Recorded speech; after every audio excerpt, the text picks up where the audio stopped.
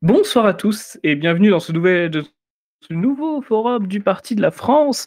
Aujourd'hui, on se retrouve avec Bruno Hiraud. Bonsoir Bruno. Bonsoir Alexandre, bonsoir Jonathan, bonsoir tout le monde. Donc Bruno Hiraud, vous êtes le secrétaire général du Parti de la France, mais vous êtes également celui qui gère Réflexion. Réflexion qui est un magazine littéraire et national. Et vous êtes également Tout l'auteur à de fait. plusieurs livres dont nous parlerons ce soir. Très bien. Et je reçois aussi, Jonathan Sturel. Donc Jonathan Sturel, passionné de littérature, de philosophie, mais aussi de psychologie. Vous gérez également la Délégation des siècles, qui est une maison d'édition qui édite plusieurs auteurs dont nous aurons l'occasion de parler ce soir. Merci d'être avec nous, Jonathan. Merci pour l'invitation Alexandre et bonsoir Bruno évidemment et bonsoir à tous ceux qui nous écoutent et encore une fois merci pour l'invitation.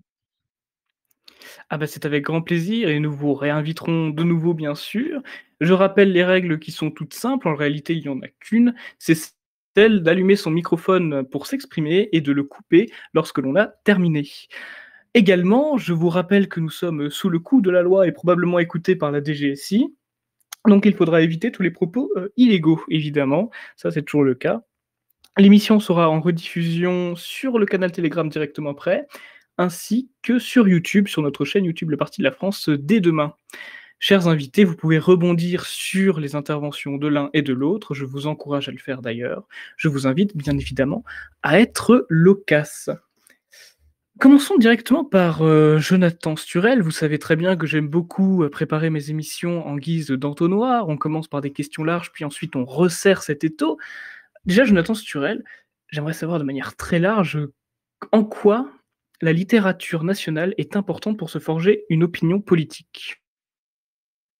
En quoi elle est importante, entre autres choses parce qu'il n'y a pas que la littérature qui nous permet de nous «reconnecter» entre guillemets avec ce que nous sommes et avec, d'où nous venons, mais la littérature c'est l'un des outils qui est à notre disposition. Et qui est un des outils avec, par exemple, l'architecture, avec les monuments qui nous entourent et cetera, qui témoignent de ce qui a existé avant nous, de ce qui nous a précédés.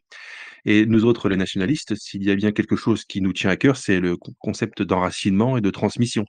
Donc le fait de pouvoir avoir accès à des livres qui ont été écrits il y a 50 ans ou 100 ans ou 200 ans et qui développent des idées qui aujourd'hui, nous avons aujourd'hui à cœur de défendre ou qui développent des environnements, des histoires, qui déroulent des histoires, qui mettent en scène des personnages qui nous tiennent à cœur et cetera, nous démontrent, une chose dont nous sommes déjà convaincus, mais dont on aime, à se rappeler en permanence, c'est que nous autres Français ne sommes pas nés hier.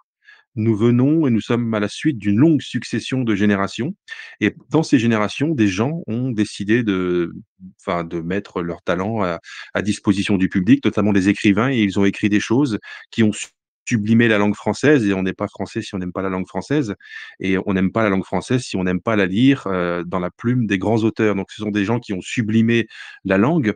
En cela, rien que ça devrait nous suffire pour aimer nos écrivains passés et lorsqu'en plus, ce sont des écrivains qui ont écrit et qui ont développé des idées, des thèses, et cetera, qui aujourd'hui nous réconfortent dans l'idée qu'être français, c'est un privilège et un honneur, alors évidemment, ça nous fait une raison, de plus de nous reconnecter à ce passé. C'est un témoignage. La littérature, pour moi, c'est un témoignage exactement comme une vieille rue, d'un village français, d'une commune française ou même d'une ville française. Quand vous vous promenez dans Lyon, par exemple, et que vous vous promenez dans le vieux Lyon ou dans le vieux Angers, le vieux Saumur, le vieux Tours, et cetera, vous circulez dans des endroits où des générations et des générations de nos ancêtres, pendant des siècles et même plus, ont eux-mêmes marché, ils ont eux-mêmes sillonné ces endroits. Donc ce sont des témoignages, on lève les yeux, on voit de vieilles fenêtres en hauteur et à travers cette fenêtre, des générations de nos anciens ont passé la tête pour voir ce qui se passait dehors et cetera. Et moi, tout ça, ça m'émeut et je le mets au même titre que la littérature. Alors évidemment, la littérature, c'est plus facile d'accès que que l'architecture parce que se procurer un livre, c'est quand même assez facile.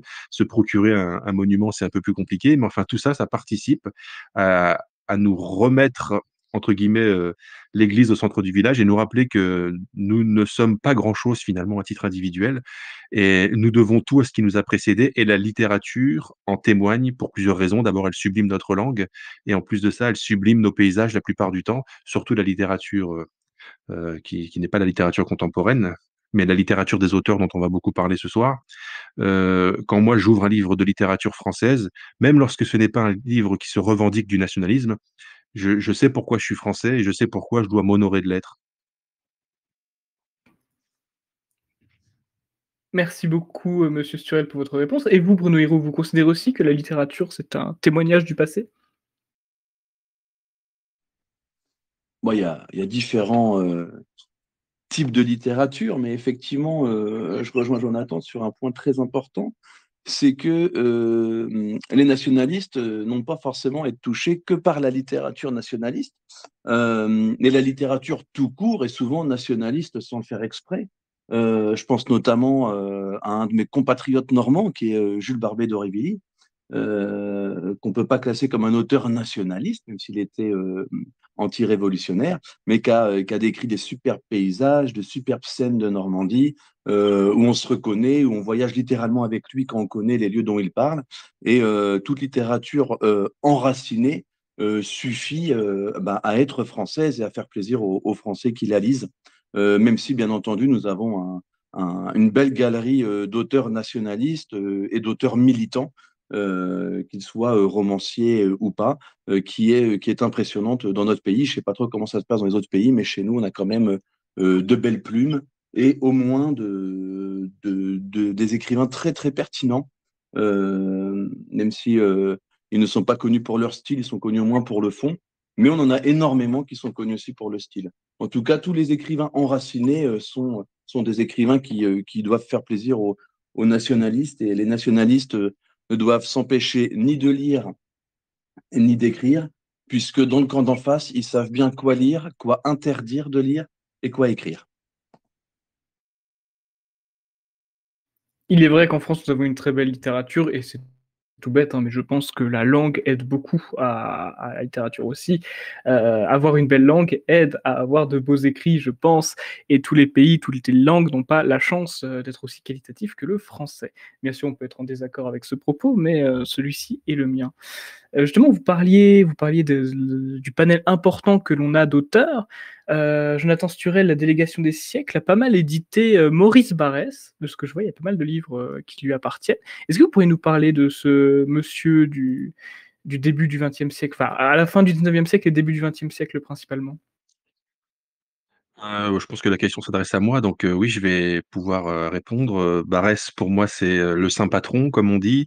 De tous ceux qui ont écrit sur la France, il est celui qui, à mon sens, mais il y a une raison à ça aussi, qui, à mon sens, l'a fait le mieux. Ça ne veut pas dire qu'il est le seul à l'avoir très bien fait, d'autres l'ont très bien fait, mais j'ai une sensibilité particulière pour Barrès, parce qu'en plus d'être nationaliste français comme moi, il était aussi très attaché à son terroir lorrain comme moi. Donc je partage avec lui la double appartenance française et lorraine. Donc exactement comme Bruno tout à l'heure nous disait son affection particulière pour Barbé d'Aurevilly pour des raisons de proximité locale, ce qui est tout à fait honorable et tout à fait normal. Je vais revenir sur ce point plus tard.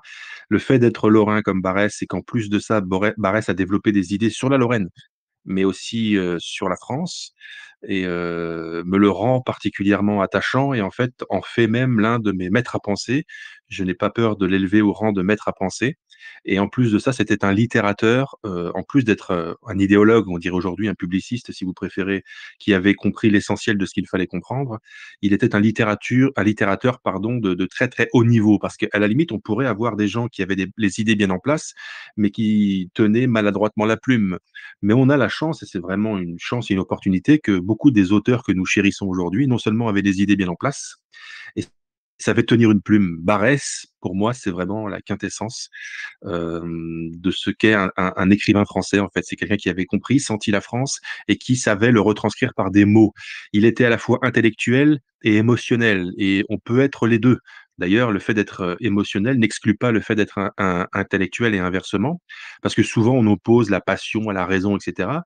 Maurice Barrès était un esprit brillant et c'était aussi un cœur chaleureux, et c'est ce qu'on trouve dans sa littérature. C'est-à-dire, en fait, il est capable de mettre, de l'émotion dans des choses intellectuelles et de l'intelligence dans les choses émotionnelles, et pour cette raison, Barrès est vraiment un maître à penser, et c'est pourquoi, à la Délégation des siècles, en effet, on lui fait une place particulièrement grande, et cette place est destinée à s'agrandir encore plus puisque d'autres titres de Barrès vont venir, parce que véritablement, Barrès, c'est le saint patron, et il est inimaginable d'alimenter une maison d'édition dont le leitmotiv, c'est redevenir des Français, sans mettre à l'honneur l'un de ceux qui, par sa littérature, par ses idées, par ce qu'il a mis sur le papier, est l'un des plus à même de nous faire comprendre ce que je disais tout à l'heure, la chance et l'honneur que nous avons d'être français et à quel degré de mission cela nous élève. Voilà en quelques mots pourquoi Barès. Et alors qui était-il? Bah, c'était un Lorrain effectivement.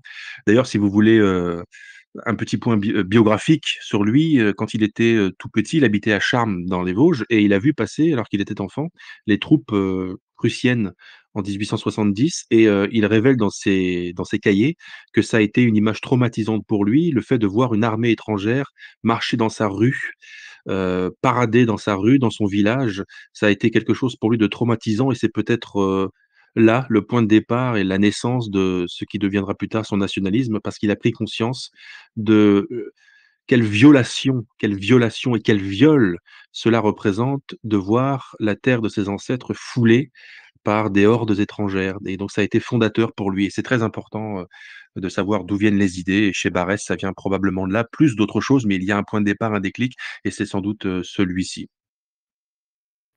Merci beaucoup, Jonathan Sturel. Est-ce que vous, Bruno Héroux, vous avez également un équivalent de saint patron pour citer Jonathan Sturel? Peut-être Louis-Ferdinand Céline? Non? Alors, je suis un énorme amateur des pamphlets de Louis-Ferdinand Céline. Je consomme ça vraiment comme des friandises. C'est délicieux. Mais en termes de maître à penser, non, j'ai pas de maître à penser fixe. Je crois que mes auteurs nationalistes préférés, ça va être Maurice Bardèche et Léon Daudet. Mais j'ai pas de, non, j'ai pas de saint patron en la matière. Euh, j'ai beaucoup, par exemple, appris, pour prendre l'exemple du mentor, j'ai beaucoup appris, par exemple, sur des livres écrits avec un style plutôt neutre, mais extrêmement pertinent, qui sont ceux de Monseigneur Lefebvre, par exemple. Comme quoi le style ne fait pas tout, qu'on peut donner des bonnes idées sans style. Mais oui, pour me limiter au nationalisme, ce serait Léon Daudet et Bardèche pour moi, pour la pertinence du propos. Et puis pour Léon Daudet, le sens de la formule qui est quand même assez exceptionnel. Et oui, en ce qui concerne Céline, bien entendu, sa petite œuvre pamphlétaire, petite en termes de volume, hein, mais elle est vraiment réjouissante. Et je pense qu'un Français né français ne peut lire ça qu'avec sourire et délectation. Si je dois répondre de mon côté à cette question, bon, je dirais que dans la philosophie quotidienne, les catholiques vont pas du tout aimer ma réponse, mais j'ai un petit penchant pour Kant. D'ailleurs, Monseigneur Lefebvre, je crois, en parlait très mal de Kant. Et sinon, d'un point de vue, je parle beaucoup de l'islam. Oui, évidemment, mais c'est logique. C'est logique. Et concernant l'islam, je suis beaucoup les propos de Ernest Renan. Ernest Renan, bah, je suppose que vous connaissez, qui est historien, et qui a pas mal traité l'islam sur le prisme de la science et de la raison. Dès le 19e siècle, et ce sont toujours des propos très intéressants. Je vous le conseille bien évidemment. Jonathan Sturel, on a parlé évidemment de Maurice Barrès. Est-ce que vous pourriez nous parler un petit peu de Charles Péguy? Parce que je pense que vous devez beaucoup l'aimer également. Je l'aime beaucoup, en effet. D'ailleurs, avant de répondre sur Peggy, je vais juste rebondir sur ce que vous disiez à l'instant sur Kant. Savoir que dans le premier tome de la trilogie de l'énergie nationale qui s'appelle Les Déracinés, qui est un petit peu le roman maître de Barès en la matière, justement, c'est l'un des enfin dire, l'un des axes de ce roman, c'est une dénonciation justement du kantisme, puisque Barès explique dans ce roman que le kantisme, c'est l'un des bras armés intellectuels, l'un des outils du déracinement justement. Et il reproche à un personnage, comme par hasard j'ai oublié le nom au moment où je vous en parle, alors que j'ai lu le roman 400 fois, c'est l'instituteur qui vient, qui prend en charge la classe de philosophie du lycée de Nancy, au tout début des Déracinés, qui va leur apprendre l'idéologie que la République veut qu'on enseigne aux petits Lorrains parce que ça se passe en Lorraine au début. Et il reproche justement à cet enseignement kantien d'être beaucoup trop universaliste, c'est-à-dire de ne pas tenir compte des spécificités locales, alors évidemment nationales, mais d'abord dans un premier temps à échelle régionale, entre guillemets, la Lorraine. Et donc Maurice Barrès, lui, n'aimait pas beaucoup Kant, en tout cas dans son roman, il n'a pas considéré que c'était un allié politique, pas un allié idéologique, mais plutôt un allié du camp d'en face, en ceci que le kantisme, c'est un pas en direction de l'universalisme par définition et donc enfin, du mauvais universalisme et donc du déracinement. Je dis mauvais universalisme parce qu'il y a aussi un bon universalisme entre guillemets, qui est l'universalisme chrétien et qui consiste à considérer que quelles que soient les nations des hommes, tous les hommes sont des hommes à égalité entre guillemets. En tout cas, ils auront à répondre devant le même Dieu, etc. Donc il y a enfin, il y a plusieurs universalismes, mais en tout cas celui de Kant, c'était pas la tasse de thé du Barès des déracinés. Maintenant pour Peggy, Peggy c'est vraiment très différent de Barès, en ce sens que Peggy c'est quelqu'un qui partage un point commun avec Céline dont on parlait à l'instant, c'est que si on vous fait lire 3 lignes de Céline et même 2 lignes de Céline sans vous dire que c'est de Céline, vous allez reconnaître tout de suite le style de Céline, qui éclate sur une ligne en réalité. On reconnaît le style de Céline immédiatement. Eh bien, c'est la même chose pour Peggy. Ça ne veut pas dire qu'ils ont le même style, c'est un style très différent. Mais Peggy a cette caractéristique aussi que si on vous met 2-3 lignes de Peggy sous les yeux sans vous dire que c'est Peggy, sans vous dire quel est le livre, à condition bien sûr que vous connaissiez Peggy au préalable, vous êtes vraiment en capacité de reconnaître Peggy. Donc c'est quelqu'un qui littérairement parlant avait un style bien à lui et peut-être un petit peu, je dirais, avant Céline, par définition, chronologiquement, il est l'un de ceux qui avait, il n'est pas le seul évidemment, mais qui avait osé des choses en littérature. Vous savez que par exemple en littérature, on essaye d'éviter les répétitions dans une même phrase. Peggy, ça le dérangeait pas du tout d'écrire, 5 fois le même mot et de le décliner encore 5 fois différemment, dans la même phrase et on pourrait croire que c'est très lourd, stylistiquement parlant, mais Peggy était un poète, de toute façon, c'était un poète, y compris en prose et donc chez lui, ça rendait quelque chose, de magnifique. Moi, je lis Peggy, bah, comme Bruno lit Céline, c'est-à-dire, comme des enfin, c'est de la gourmandise. On lit Peggy par gourmandise. Si je dis que Peggy était différent de Barès, c'est de ce point de vue-là déjà, puisque Barès, lui, avait un style littéraire, beaucoup plus académique. Bon, j'aime pas utiliser ce terme-là parce qu'on croit que c'est péjoratif et que c'est une critique, mais c'est pas dans un sens péjoratif que je le dis. Mais il est vrai que le style de Barès était plus académicien, quasiment, pas carrément, puisqu'il était de toute façon académicien. Alors que le style de Peggy prenait plus de liberté avec les habitudes littéraires. L'autre différence, c'est que Barès a été très très tôt mis en contact avec les idées politiques. C'est-à-dire dès l'adolescence, il avait déjà des idées qui ont évolué à la suite, au fil des années évidemment, mais qui ont suivi un tracé logique et un tracé cohérent. Chez Peggy, c'est tout l'inverse. Il a d'abord été éduqué dans le faubourg Bourgogne d'Orléans par les hussards noirs de la République, comme ils les appelaient, c'était les instituteurs de la République, qu'on appelait les hussards noirs. Alors de mémoire, c'est parce qu'ils portaient des espèces de grandes pèlerines noires, qu'ils étaient tous de noir vêtus. Il les appelait les hussards noirs de la République et il doit beaucoup aux hussards noirs de la République, notamment parce que il était boursier en tant que fils d'un son père est mort l'année de sa naissance, je ne sais plus pourquoi, mais en tout cas, il était un élève très très percutant intellectuellement, il avait obtenu une bourse et donc il était Peggy s'est toute sa vie senti redevable de la République, de l'avoir fait boursier parce que et de l'avoir fait passer entre les mains des hussards noirs de la République puisque ça lui a permis de se faire remarquer, par les instituteurs de l'époque et de pouvoir faire, l'école normale et cetera.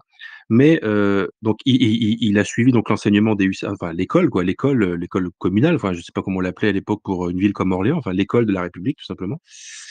Et en même temps, il allait au catéchisme, en fait et il explique, alors je crois que c'est dans «L'argent» ou dans «L'argent suite», ou dans «Notre jeunesse» d'ailleurs, je ne sais plus, il dit que, nous, les jeunes du faubourg Bourgogne d'Orléans, on passait du hussard noir de la République qui nous enseignait les mathématiques, la géographie, la littérature, la dissertation, au cours de catéchisme avec le prêtre qui lui nous enseignait, les saints mystères de l'Église catholique et on s'accommodait très bien des 2. Arrivé à l'adolescence et lorsqu'il était, devenu jeune adulte, Peggy s'est largement détaché de tout ça et il n'a plus assumé que l'héritage, républicain. Il est devenu athée et même athée militant, en écrivant des articles très à charge contre l'Église et contre la foi, sous pseudonyme dans des revues comme Jean-Pierre, qui étaient des revues, anarchistes et antimilitaristes et il était donc devenu ce genre-là. Il s'est revendiqué du socialisme, à une époque où c'était le mauvais socialisme, c'est-à-dire le socialisme qui n'était pas encore marxiste, pour eux, parce qu'ils n'avaient pas encore cette formation, mais qui était un socialisme déracinant, internationaliste et cetera, antimilitariste et pacifiste. Et c'est au cours de sa vie que, il va, redevenir, un Français, c'est-à-dire qu'il va retrouver la foi par la suite et il va comprendre par la suite en y réfléchissant que, être français, ça ne veut pas rien dire, ça veut dire quelque chose et il deviendra nationaliste Lui, l'antimilitariste deviendra militariste et d'ailleurs il mourra, au front en défendant la France, brillamment, dès les débuts de la guerre de 14 et l'anticléricaliste et même l'athée qu'il était deviendra un catholique et même probablement un catholique forcené, bien que c'était un catholique hors les murs, en ce sens qu'il ne participait pas au sacrement parce que Peggy, ça restait malgré tout, bah, une âme de poète un peu bohème, donc il n'était pas tout à fait dans les clous. Mais c'est quelqu'un qui effectivement c'est une trajectoire, Peggy. C'est pour ça que j'aime parler de lui, parce que ça veut dire et c'est un enseignement aussi pour les gens qui nous entourent aujourd'hui, on est entouré de gens qui, des fois, dans notre famille ou dans notre entourage quelconque, nous donnent l'impression d'être, au fond du fond politiquement, c'est-à-dire d'être les pires gauchistes possibles. Peggy a été, à un moment de sa vie, l'un des pires gauchistes possibles pour les critères de son époque et il a fini, très bien. Enfin, il a fini, beaucoup mieux. Donc c'est une trajectoire qui nous démontre que ce genre de trajectoire est possible. On peut venir de l'extrême gauche et finir nationaliste, c'est-à-dire, s'améliorer, comme le bon vin, j'imagine, avec le temps. Donc c'est une leçon, Peggy, de ce point de vue-là, une trajectoire, comme j'aime à le dire. C'est quelqu'un qui n'est pas né avec ses idées directement incorporées dans la tête. Il les a cherchées, il les a fouillées et il les a creusées et donc il a d'autant plus le mérite d'avoir compris la France à partir du milieu de sa vie jusqu'à la fin de sa vie, qu'il a été, entouré pendant plusieurs années, d'écoles normales notamment, d'idéologues, bah, qu'on dirait gauchistes aujourd'hui, mais c'est pas un terme qu'on utilisait à l'époque, qui ont essayé de leur détourner. Donc voilà pourquoi j'aime Peggy, en plus du fait que je crois que c'était une âme libre, un homme libre. C'est quelqu'un qui réussissait «l'exploit» entre guillemets de de ne pas se désolidariser des ordres anciens, tout en gardant une certaine, liberté qui en faisait une sorte d'électron libre. Parce que je ne prétends pas non plus qu'il faut dans la vie être, intégralement et rigoureusement et strictement à l'intérieur d'une case seulement. Moi, j'aime aussi les esprits un peu libres, j'aime les écrivains et les poètes et cetera et Peggy était tout ça, donc évidemment, j'ai une affection particulière pour Peggy, pour toutes ces raisons, plus pour d'autres, parce que je suis déjà allé à Orléans. Donc j'ai vu la maison dans laquelle il a écrit sa première Jeanne d'Arc, j'ai vu, les rues du faubourg Bourgogne de l'époque. On ne peut plus voir sa maison, elle a été rasée. J'ai vu l'église dans laquelle il a suivi le catéchisme. J'ai vu le cimetière du faubourg Bourgogne dans lequel maintenant sa mère et probablement son père sont enterrés. Donc je me sens très, très proche de Peggy pour plein de raisons, et les principales raisons sont celles-ci.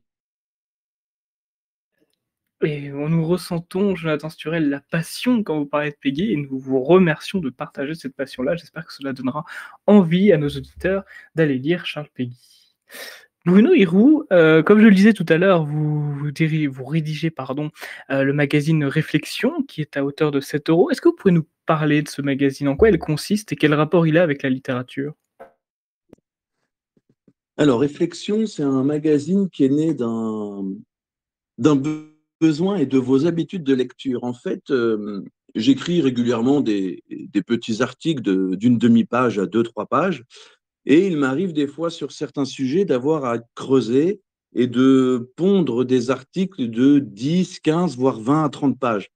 Pour ces articles-là, le blog et Internet n'étaient pas du tout adaptés, alors on s'est dit avec quelques amis on avait qu'à lancer notre propre revue, notre propre magazine avec nos analyses, nos réflexions. Et elle touchait deux sujets principaux qui recoupent les sujets qui alimentent nos bibliothèques, donc la littérature et la politique.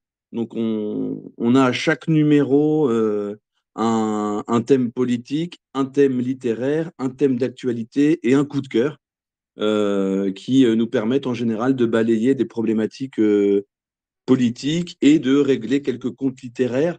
Dans le premier numéro, la partie littéraire, on l'avait consacrée à une analyse d'une partie de l'œuvre de Michel Houellebecq, où notre ambition, par exemple, était je sais que c'est un peu minoritaire dans le milieu, mais de dire qu'il n'est pas normal que ce soit une idole de droite, même si ça reste un des romanciers enfin, les moins ennuyeux de l'époque contemporaine.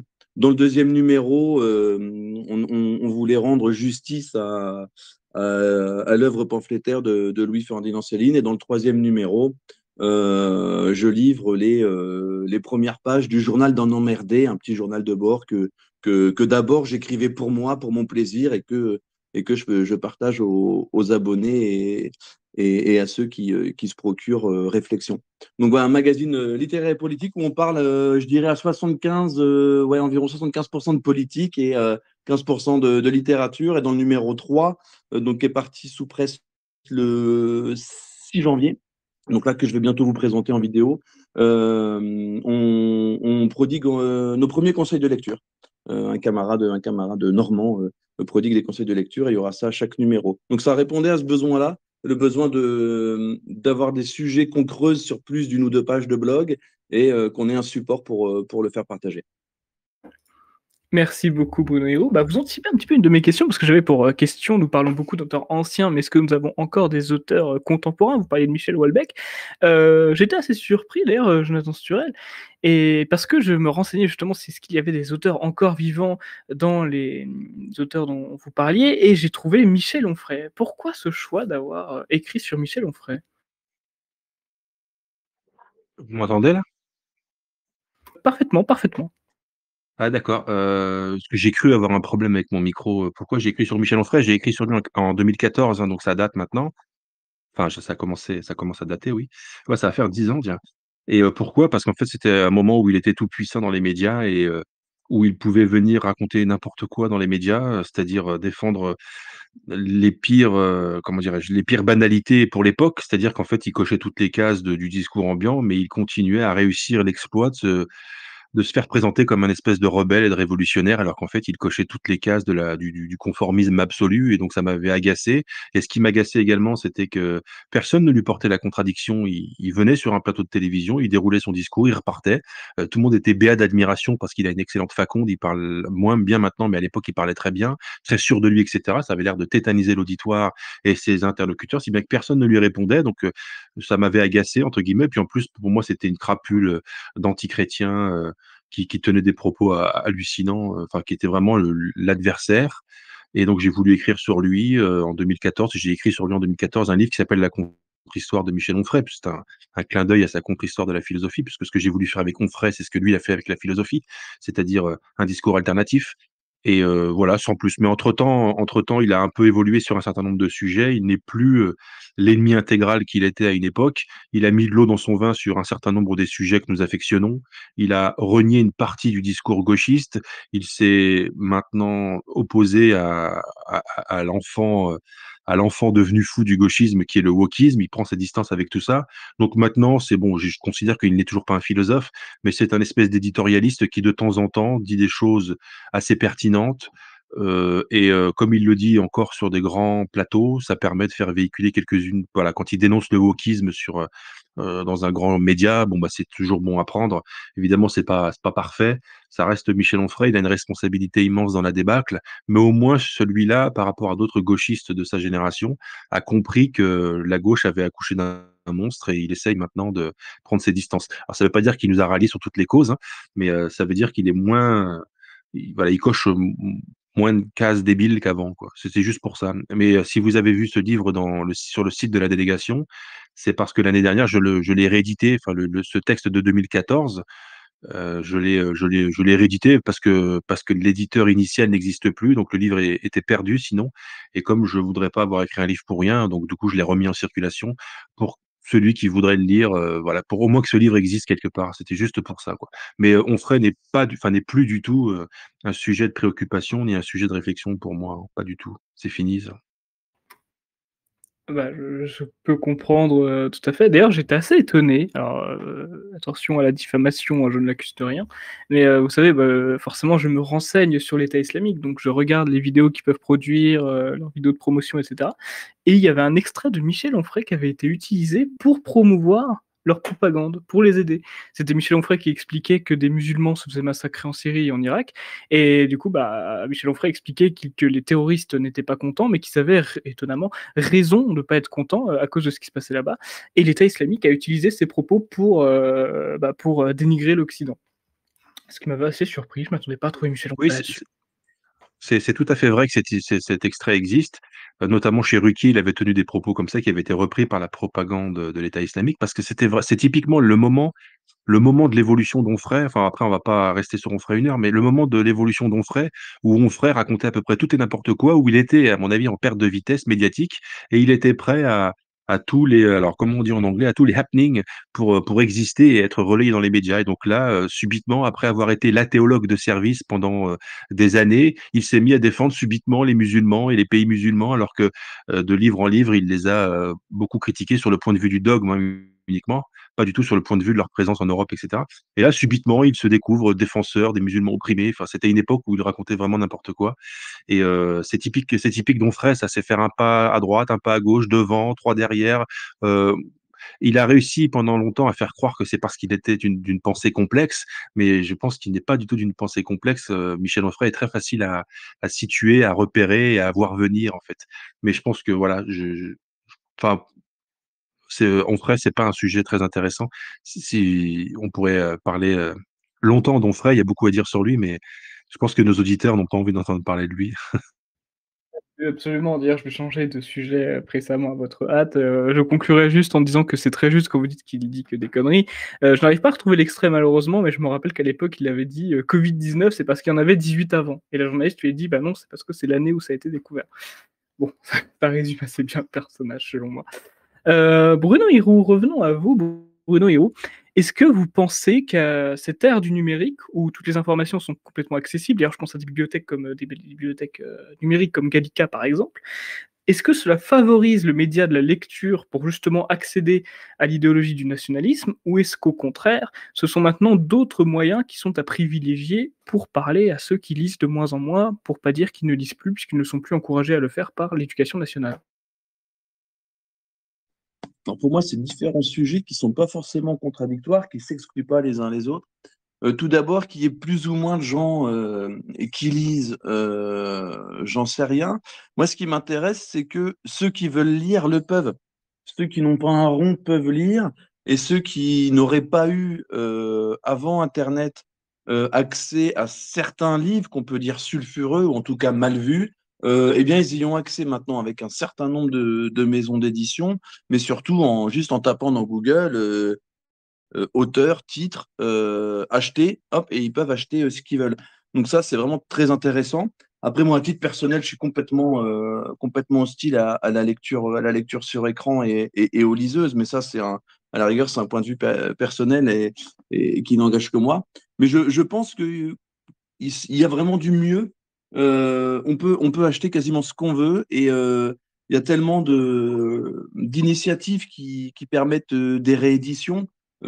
Certains sont spécialisés dans la réédition de classiques nationalistes, d'autres dans la réédition d'ouvrages sulfureux, voire anciennement interdits, d'autres dans ce qu'ils appellent la tradition européenne, etc. Enfin, on peut aujourd'hui acheter des ouvrages qu'avant on ne pouvait pas trouver à moins de 150 euros. Aujourd'hui, on peut les choper pour 20 à 40 euros. Donc, je trouve ça très intéressant. C'est une belle évolution, ça va dans le bon sens. Moi, ce qui m'inquiète, c'est pas forcément une absence de lecture en général, c'est un manque d'exigence dans l'accès à l'information. On a beaucoup de gens qui produisent des vidéos sur YouTube. Alors, il y en a un paquet qui est pertinent, mais il y en a un paquet qui a été lui-même nourri par d'autres vidéos YouTube et on peut commencer à tourner en vase clos. Je me renseigne sur YouTube, je fais une vidéo YouTube pour livrer mes résultats d'analyse, quelqu'un d'autre va consommer ça, voire même la recommander, etc. Et ça peut appauvrir la pensée. Donc, je pense que notre boulot, je pense qu'on n'a pas à se plaindre de la situation littéraire ni de la situation d'accès aux œuvres littéraires. Par contre, il faut qu'on soit très vigilant à continuer à avoir des livres qui soient disponibles et à continuer à en faire de la publicité et à continuer à en produire et à encourager ceux qui en produisent. L'émission de ce soir est un très bon exemple avec la délégation des siècles qui remet à disposition des jeunes Français, entre autres, un patrimoine indispensable. Donc je pense que globalement, c'est positif. Le seul point d'alerte, ça va être d'être bien vigilant pour que, euh, pour que tout le monde ait accès à une bonne littérature et que donc cette bonne littérature soit promise. Je pense que dans une émission comme celle-ci, où on parle de Daudet, de Céline, de Barrès, de Peggy, etc., on y contribue. Donc je pense que tant que les nationalistes français font le boulot, la technologie actuelle et les mœurs actuelles, je pense qu'ils vont dans notre sens, dans le sens de- d'une bonne circulation des idées et des titres. Et aujourd'hui, il y a quasiment plus d'ouvrages rares ou introuvables. Ils ont tous été réédités, même si c'est sous le manteau. Ça reste trouvable grâce à Internet. Donc, je trouve ça vraiment positif. Et je pense qu'on est dans une bonne période pour se faire des bonnes bibliothèques. Très honnêtement, je suis aussi d'accord avec Bruno Hiro concernant cet avantage que l'on a dans cette ère numérique, parce qu'effectivement, la lecture, elle est accessible pour plus grand-chose. En termes d'argent, je parle, ce n'est plus très cher. Et en termes de forme, c'est-à-dire que je ne vais pas vous mentir, je lis pas mal sur des écrans. Je sais qu'il y a très peu de gens qui arrivent, enfin qui aiment ça en tout cas.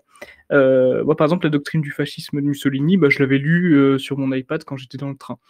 Parce que bah, dans un train, je trouve ça plus facile de lire sur un écran. En plus, il y a le mode sombre pour pas que ça fasse mal aux yeux. Bref, je trouve ça très pratique. Et en plus de ça, il y a même pour ceux qui ont difficulté à se concentrer sur une lecture, des livres audio. Ils peuvent lire en même temps qu'ils s'écoutent. Et honnêtement, bah, ça aide pas mal de personnes à s'intéresser à la littérature. Et je trouve ça très bien. Là où ça m'inquiète un petit peu plus, là je vais peut-être avoir un regard critique, c'est concernant bah, le fond. C'est-à-dire que quand je regarde les nouveaux ouvrages, qu'est-ce qui marche en ce moment énormément? C'est la Furia. J'ai pas un avis très positif de la Furia, mais je m'étendrai pas là-dessus. Mais ça m'a interrogé sur les livres de Papacito. Donc, vu que je représente le parti de la France, je vais éviter de créer des dramas inutiles, etc. Mais les livres de Papacito, je les ai lus, j'en ai regardé quelques-uns. C'est pas très bon, quoi. Honnêtement, c'est vraiment. Attention, hein, je suis pas là pour me faire des ennemis, mais on n'est pas au niveau des auteurs que l'on a cités précédemment. Et d'un point de vue historique, c'est vraiment pas très bien. Et même niveau du style d'écriture, on est à milieu, on est à milieu d'un Maurice Barrès, d'un Kant, parce que Kant a quand même une plutôt belle plume, même si c'est assez lourd. On est vraiment dans la vulgarité pure. Donc je sais pas, on s'adapte aussi aujourd'hui au mode de lecture.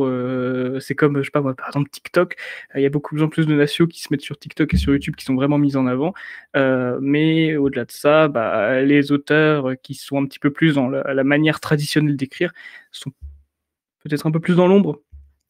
C'est une analyse qu'on pourrait faire ensemble, je ne sais pas, mais voilà, je suis à la fois content d'être dans cette époque numérique, mais en même temps, étant donné que tout doit se consommer de plus en plus vite, les nouvelles créations, j'ai l'impression, ont un petit peu une tendance à s'adapter à celles-ci, et celles qui ne le font pas sont un petit peu mis de côté.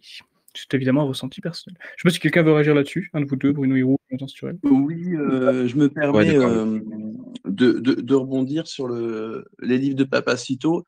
Alors, en préambule, hein, je tiens à dire que je suis pas son avocat et que je trouve que l'attitude qu'il a eue envers la médiatisation de Daniel Conversano est pitoyable. Je ferme ma parenthèse et je ne vais pas plus loin. Simplement, pour défendre du coup les livres que j'ai pu lire de Papacito, son but n'était pas du tout de répandre la doctrine ni de faire un travail d'historien, mais je crois plutôt que c'était de susciter l'envie de s'intéresser et de secouer un peu ces jeunes lecteurs. Et je pense que ce boulot-là, il est fait. Bon, j'ai pas lu le dernier, mais je pense que ce boulot-là, il est fait. Et je pense que c'est son ambition. Je pense pas qu'il avait l'ambition d'égaler un Barès ou un Peggy, auquel cas, effectivement, on n'y est pas. Mais je pense que c'était vraiment pas son ambition. Voilà, c'est juste ce que je voulais dire. Je comprends. Bah, en fait, ce que j'aime pas chez lui, c'est qu'il écrit comme dans ses vidéos. C'est-à-dire que dans ses vidéos, voilà, il a une façon de parler assez trash. On ne s'exprime pas de la même manière à l'oral à l'écrit, bien sûr. Et il écrit comme il parle. Et ça, c'est quelque chose que je n'aime pas du tout. Peut-être que Jonathan Sturel, vous vouliez réagir à ce que je disais tout à l'heure sur les questions de la forme, sur. Oui, sur Papacito et sur le fait que ça n'égale pas Barès. En fait, ça s'inscrit dans une logique, en fait, qui concerne tout le monde, qui touche tout le monde, malheureusement ou heureusement, qui est une, logique de perte de qualité et il faut se dire que le camp d'en face, aujourd'hui, pour défendre ses idées, ils ont, Aymeric Caron ou Caroline Fourest. Il y a une époque, c'était Jean Jaurès, par exemple. Donc c'est pour vous dire que tout le monde a fait une chute de qualité, tout le monde a fait un bond qualitatif dans le mauvais sens. C'est symptomatique de l'époque, mais pour aussi défendre Papacito, décidément, tout le monde est contre Alexandre et tout le monde est si on faisait un Ah, c'est référendum, terrible. pour savoir pour défendre Papacito, en fait, je pense que maintenant la société d'aujourd'hui, malheureusement, a ses propres codes qu'on peut déplorer, mais qui sont là et il faut aller chercher les gens où ils sont et les gens aujourd'hui sont sur TikTok et les gens aujourd'hui sont, sur YouTube et les gens donc que des nationalistes aillent sur TikTok, ça ne me choque pas, en fait et je trouve ça même plutôt bien, en ce sens qu'il faut aller chercher les jeunes où ils sont. Parce que si on les laisse, où ils sont et qu'on ne va jamais les chercher, puis qu'on se contente de faire, des choses entre nous, jamais on va pouvoir les atteindre et puis les ouvrir à ces opinions-là et jamais on va pouvoir leur faire comprendre à quel point c'est important et à quel point c'est un honneur d'être français et de le revendiquer et effectivement, sur YouTube pendant trop longtemps, c'était les Usul et compagnie qui faisaient la loi et qui faisaient, la foi même, depuis que des youtubeurs qu'on appelle des youtubeurs de droite alors, il y en a aucun qui est parfait évidemment, mais on est dans une situation où on peut pas se permettre d'attendre l'homme parfait et l'homme qui va cocher absolument toutes les cases que nous voudrions qu'il coche. On se contente de ce qu'on a dans et on prend un petit peu ce que chacun est capable d'apporter. Un gars comme Julien Rochdy, par exemple, moi je comprends vraiment pas son intérêt pour Nietzsche et cetera. Enfin, je comprends pas pourquoi il insiste là-dessus, mais bon, c'est son truc. À côté de ça, il fait de super choses. Il a fait une très longue vidéo qui est quasiment une conférence, sur, la chevalerie, sur, devenir chevalier et cetera. C'était vraiment très, très bien. Je me dis un jeune de 20 ans qui regarderait ça, il s'élèverait, avec autrement plus de réussite qu'en passant 2 heures devant, C8 ou 2 heures sur TikTok à regarder, des instagrammeuses, montrer leurs fesses, par exemple. Donc évidemment que c'est pas parfait, Papacito, c'est pas parfait Rochdy, c'est pas parfait, aucun n'est parfait d'ailleurs, mais c'est, l'accumulation des qualités des uns et des autres qui finissent par donner une direction et on peut déplorer qu'il faille en passer par là, c'est-à-dire, la vulgarité et cetera de Papacito pour attirer les jeunes, mais enfin bon, je de toute façon, la vulgarité, elle est dans le camp d'en face, alors à la limite, il vaudrait autant que cette vulgarité, si vraiment on peut pas passer outre, autant qu'elle serve à ramener vers nos idées plutôt que vers, celles du camp d'en face, quoi. Donc il faut être exigeant, mais pas être, rigoriste. Accepter que des gens ont des défauts, considérer que ces défauts puissent, nous piquer les oreilles à titre individuel, mais admettre que ça puisse avoir un intérêt, quasiment d'apostolat politique, à l'échelle enfin, d'après les codes du monde tel qu'il est aujourd'hui. Merci beaucoup, Jonathan, Sturel. Attention, hein, je ne suis pas quelqu'un qui prend spécialement position, je suis l'animateur et surtout je voulais soulever, peut-être par une figure de style qui a été, un peu maladroite, soulever des questionnements pour que vous puissiez avoir l'opportunité de répondre derrière. Je tenais à préciser le rôle que j'avais, n'est-ce pas? Je pense à vous aussi, Jonathan Sturel. Vous aviez édité, Joseph de Maistre qui est, bah, on le rappelle, un juriste philosophe contre-révolutionnaire. Est-ce que vous pensez également que la littérature peut servir de bon moyen pour avoir un contrepoids sur ce qu'on nous vend à l'éducation nationale? Parce qu'évidemment, la Révolution française n'est jamais remise en cause. On n'apprend pas à être contre-révolutionnaire dans l'éducation nationale. C'est un bon moyen, selon vous? Bah, c'est ce que je crois que c'est Bruno qui disait ça tout à l'heure ou c'était vous d'ailleurs, je ne sais plus, mais qui disait qu'effectivement le jeune qui va passer, 15 ans entre les mains de l'éducation nationale, a priori, il n'en ressortira pas avec une opinion positive sur Barrès ou sur Joseph de Maistre. Ça, c'est sûr qu'on va lui vendre plutôt le camp d'en face. Donc, qu'est-ce qu'il faut, en fait? On sait que ces jeunes sont entre les mains d'idéologues et ça ne date pas d'aujourd'hui, ça ne date pas d'hier non plus, ça date de très loin. D'ailleurs, c'est ce que Barrès dit dans Les Déracinés. Le rôle de l'université, c'est de créer, de fabriquer, de façonner, des soldats, des fonctionnaires et du personnel pour le régime en place. Et c'est pour ça que quand un régime change, qu'il change vraiment, hein, je parle pas, présidence qui passe de la présidence Hollande à la présidence Macron. Là, il y a une continuité logique dans la débauche. Je parle que lorsqu'un régime vraiment une restauration, par exemple, eh bien, on change les programmes scolaires et on change complètement la façon d'enseigner aux jeunes puisque, tout le monde a bien compris, tous les régimes du monde ont compris qu'il fallait dans un premier temps éduquer la jeunesse dans un certain sens si on voulait que cette jeunesse, une fois devenue adulte, se comporte comme on voudrait qu'elle se comporte. Donc la chose que nous devrons faire lorsque nous reprendrons le pouvoir, c'est de déloger Pape Ndiaye, ce Pape Ndiaye-là ou son successeur, mais en fait, ils se succéderont tous, mais ce seront tous des Pape Ndiaye en puissance et virer des programmes scolaires un certain nombre des énormités qu'on y a glissées depuis un certain nombre d'années et qui visent non pas à convaincre les Français qui sont des Français, mais à les convaincre qu'ils sont des citoyens du monde et cetera. Donc qu'est-ce qu'on peut faire contre ça? Moi-même, j'ai des neveux, des nièces de différents, qui appartiennent à différents âges je jette souvent des coups d'yeux sur, leur carnet d'école, enfin sur leur cahier d'école et sur leur manuel d'école. Je peux vous certifier que c'est effrayant, c'est effrayant. C'est le but, c'est vraiment d'en faire des cosmopolites. Ça, c'est certain. Donc qu'est-ce qu'on peut faire contre ça? On peut pas entrer dans une salle de classe et puis, brûler, les manuels scolaires. Mais ce qu'on peut faire, c'est dire aux jeunes qu'il existe d'autres choses, que l'éducation nationale ne vous dit pas tout, qu'elle a fait un choix et qu'elle vous expose à ce choix en particulier, mais qu'il existe d'autres choses. Et effectivement, il existe par exemple Joseph de Maistre et puis tous les autres auteurs dont on parle ce soir et dont d'autres encore qu'on a oubliés. Ce qu'on peut essayer de faire, c'est, de la métapolitique ou si vous voulez de la guerre culturelle. Heu et donc faire circuler les bonnes idées, faire circuler les bons livres, faire circuler les bons auteurs, parce que ces auteurs-là ne seront jamais mis dans les mains de nos enfants par leurs professeurs, jamais de la vie. Donc moi, quand j'ai voulu faire la délégation des siècles, c'était uniquement pour, refaire circuler des livres qui gagnent à être connus, qui doivent absolument être lus et qui, lorsqu'ils sont lus, font des Français. C'est certain. Là, on a une vingtaine de titres au catalogue. Je vous certifie que quelqu'un qui est plus ou moins politique ou qui s'est jamais vraiment trop posé de questions, mais qui a quand même un intérêt et une curiosité pour la chose politique et cetera, lirait l'intégralité de ce catalogue, il en ressort, convaincu comme vous et moi de la nécessité de sauver la France. Ça, c'est sûr et certain. Donc il y a dans les livres des, ces sortes de ouais, il y a ce qu'il faut en réalité pour réveiller des consciences et il notre devoir à nous maintenant, c'est de le mettre à la disposition du plus grand nombre. C'est pour ça que pour la délégation des siècles, par exemple, j'ai fait le choix de passer par Amazon, un choix qui m'a été reproché par des gens qui n'ont pas compris que je le fasse. Le fait de le faire par Amazon, ça me permet de faire des livres très bas. Il y a quasiment aucun livre qui dépasse les 15 euros. Il y en a pas beaucoup qui sont à 15 euros. La plupart, c'est entre 9 et 12, 13 euros. Et, et le but, c'était de les faire le moins cher possible, parce que j'ai pas vocation à m'enrichir avec la délégation.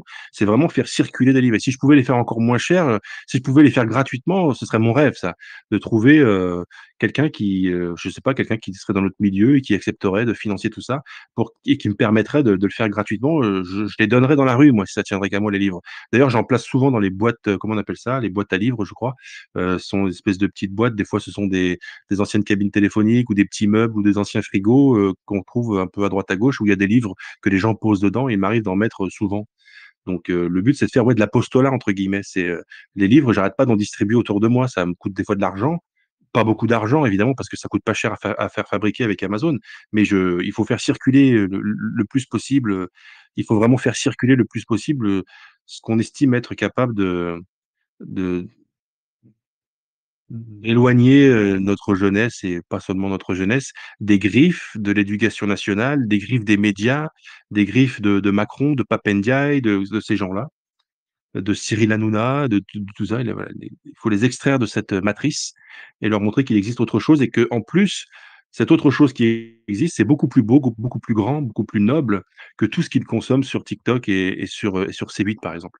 Il faut leur remontrer que la France, être français, c'est pas simplement une charge, c'est aussi un honneur et un bonheur et que la France est magnifique et que quand quelque chose est magnifique, on se doit de le défendre. C'est une mission qu'on a.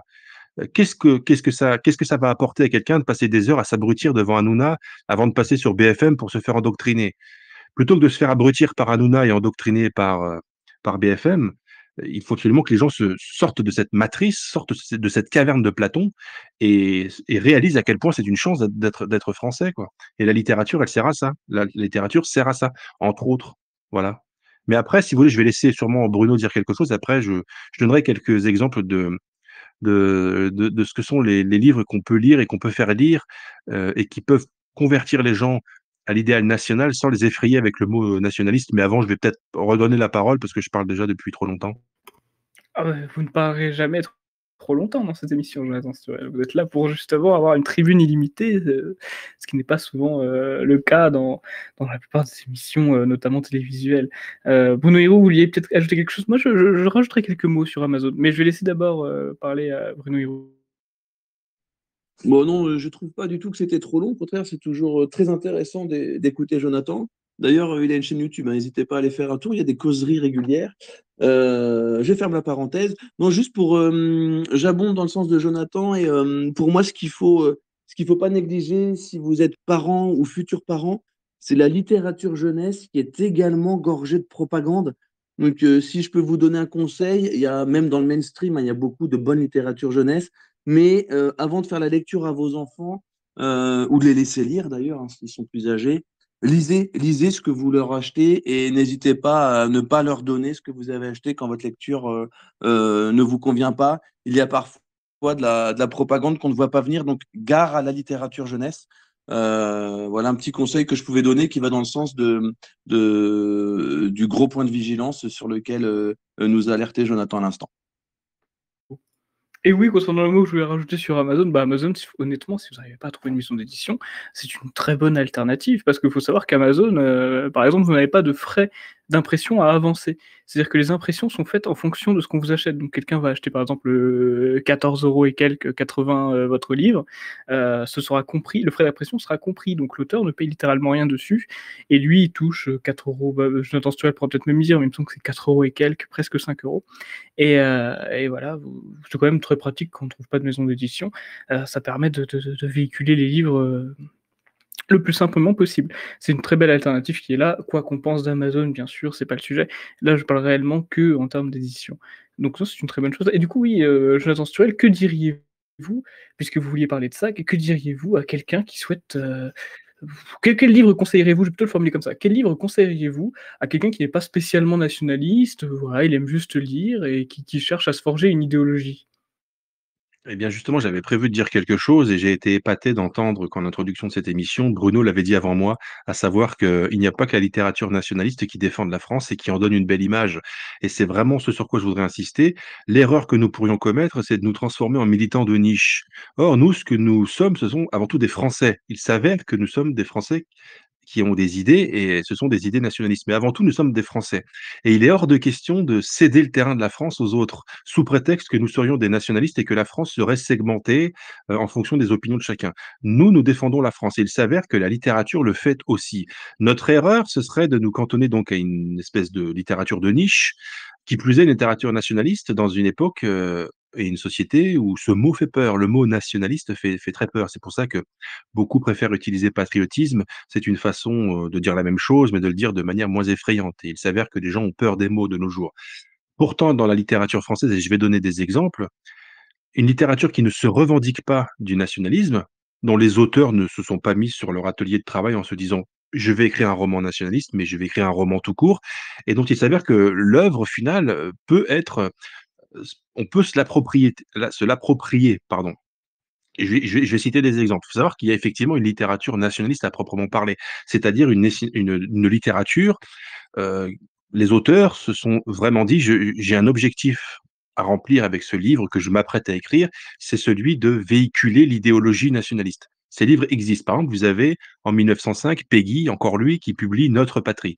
Donc le titre, est à lui seul tout un programme.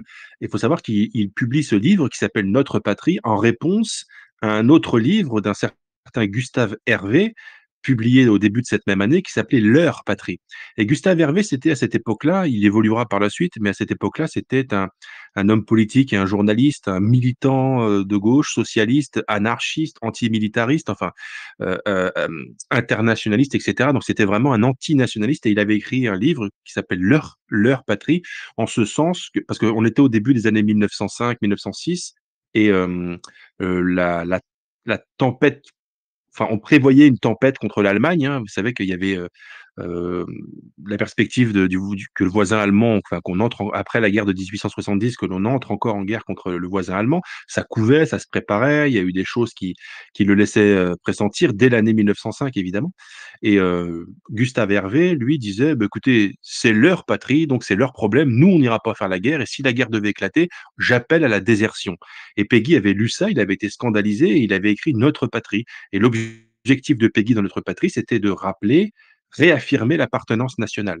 Donc on peut dire, de ce point de vue-là, Péguy, en 1905, a écrit un livre nationaliste, avec une intention nationaliste. Évidemment, un tel livre, on peut se l'approprier, d'ailleurs, il a été fait pour ça. Barrès, évidemment, dont on a largement parlé, les auteurs de l'Action française dont on pourrait parler, et cetera. Voilà, il y a un certain nombre d'auteurs qui ont écrit des livres, pas forcément de la littérature, mais aussi des livres d'idées, des livres d'essais, et cetera, qui sont des livres nationalistes. Ceux-là, nous n'avons aucun problème avec le fait de nous les approprier, puisque ce sont des auteurs qui appartiennent à notre panthéon intellectuel. Mais le problème, c'est qu'on va pas convertir grand monde. En tout cas, on ne convertira pas le plus grand monde avec Notre patrie de Péguy, avec Les Déracinés de Barrès, malheureusement. Mais le fait est que pourtant, il existe d'autres livres d'autres auteurs, une autre littérature qui n'a pas été écrite avec une intention nationaliste. Et je vais citer 2 exemples. Ce sont des exemples que j'ai déjà cités par le passé dans d'autres interventions, donc les gens qui ont l'habitude de m'écouter auront déjà entendu ce que je vais dire. Je vais citer 2 livres. Les dieux ont soif d'Anatole France. C'est paru en 1912, Anatole France. Donc non seulement c'est pas un auteur nationaliste, et c'est même plutôt un auteur du camp d'en face. C'était la gauche républicaine morale de l'époque, hem, comme Zola, comme d'autres à l'époque, parce que ça existait évidemment déjà, cette pensée existait à l'époque. Et Anatole France, qui est considéré comme non pas comme un père de la République, mais comme une conscience de la République, publie en 1912 Les dieux ont soif. Et les dieux ont soif, qu'est-ce que c'est? C'est une critique acerbe et très violente contre la Révolution française. Or, nous savons, nous autres, les nationalistes, que nous devons nous attaquer à tout ce qui abîme la France. Et l'erreur que font nos ennemis, c'est de considérer qu'un nationaliste n'a qu'une envie, c'est de faire la guerre à ses voisins. Non, le nationalisme, pour moi, c'est une philosophie politique qui consiste à s'opposer ou à limiter l'effet délétère de tout ce qui abîme la France. Et nous savons, nous, que la Révolution française a beaucoup abîmé la France. Et donc, Anatole France, un beau jour de 1912, s'installe à son atelier de travail, sur son pupitre, et il se dit: «Je vais écrire, un livre qui va critiquer, vertement, la Révolution». Mais Anatole France ne se dit pas: «De cette façon, je vais nourrir la pensée nationaliste». Lui, il fait ça avec ses intentions à lui. Mais il s'avère que nous, on peut reprendre ce livre à notre compte parce qu'on le sait, notamment depuis 1905 avec la parution des Raisons du nationalisme de Léon de Montesquieu, qui est justement un auteur de l'Action française, que la critique de la Révolution, c'est une constante du nationalisme. Parce que les nationalistes critiquent et contestent ce qui abîme la France, et le fait est que la Révolution a abîmé la France. Donc Léon de Montesquieu nous le dit à longueur de page dans les Raisons du nationalisme, que la critique de la Révolution, c'est un impératif intellectuel des nationalistes. Et lorsque un livre comme Les dieux ont soif, qui est une critique justement de la Révolution, existe, est publié, eh bien, on peut considérer que, alors que ce n'est pas un livre qui avait écrit avec une intention nationaliste, c'est un livre qui aujourd'hui peut alimenter notre discours en réalité. Donc c'est pour ça qu'à la délégation, on le réédite d'ailleurs, parce qu'il fait partie des livres qui nous permettent de critiquer ce qui abîme la France. Et lorsque vous proposez à quelqu'un qui ne serait pas politisé comme nous un livre, vous lui proposez Notre patrie de Péguy, il va tout de suite se mettre, sur ses ergots, il va comprendre que c'est un livre politique, immédiatement idéologique. Mais si vous lui passez Les dieux ont soif d'Anatole France, bon déjà Anatole France, ça paraît un petit peu plus inoffensif, il y a des rues Anatole France, il y a des collèges Anatole France, ça paraît quand même beaucoup plus admis, sauf que quand vous lui faites lire le livre, s'il a bien compris le livre et qu'il s'en est bien imprégné, il va devenir un féroce adversaire de la Révolution. Et lorsqu'il sera devenu un féroce adversaire de la Révolution, ce lecteur, il aura déjà fait un pas dans la direction des idées nationales. Un autre livre, Le Grand Maulne d'Alain Fournier, dont j'ai déjà parlé plusieurs fois, paru en 1913. Là, c'est pareil, ça n'a pas été écrit comme un livre nationaliste. Le jeune Fournier a écrit ce livre parce qu'il avait envie d'écrire une histoire avec un certain nombre de personnages, Augustin Maulne notamment, François Sorel, qui se passe dans une commune française qui s'appelle Sainte-Agathe dans le livre, qui en réalité c'est Épineuil-le-Fleuriol, qui est la commune dans laquelle le jeune Fournier a lui-même grandi. Et donc il raconte son histoire, il y a de l'amour, il y a de l'aventure, ça se passe dans une petite commune française, etc. Ça n'a pas été écrit dans une intention nationaliste. Mais Fournier, quoique patriote, hein, il était néanmoins patriote. D'ailleurs, il a été mobilisé, il est mort pendant la guerre également.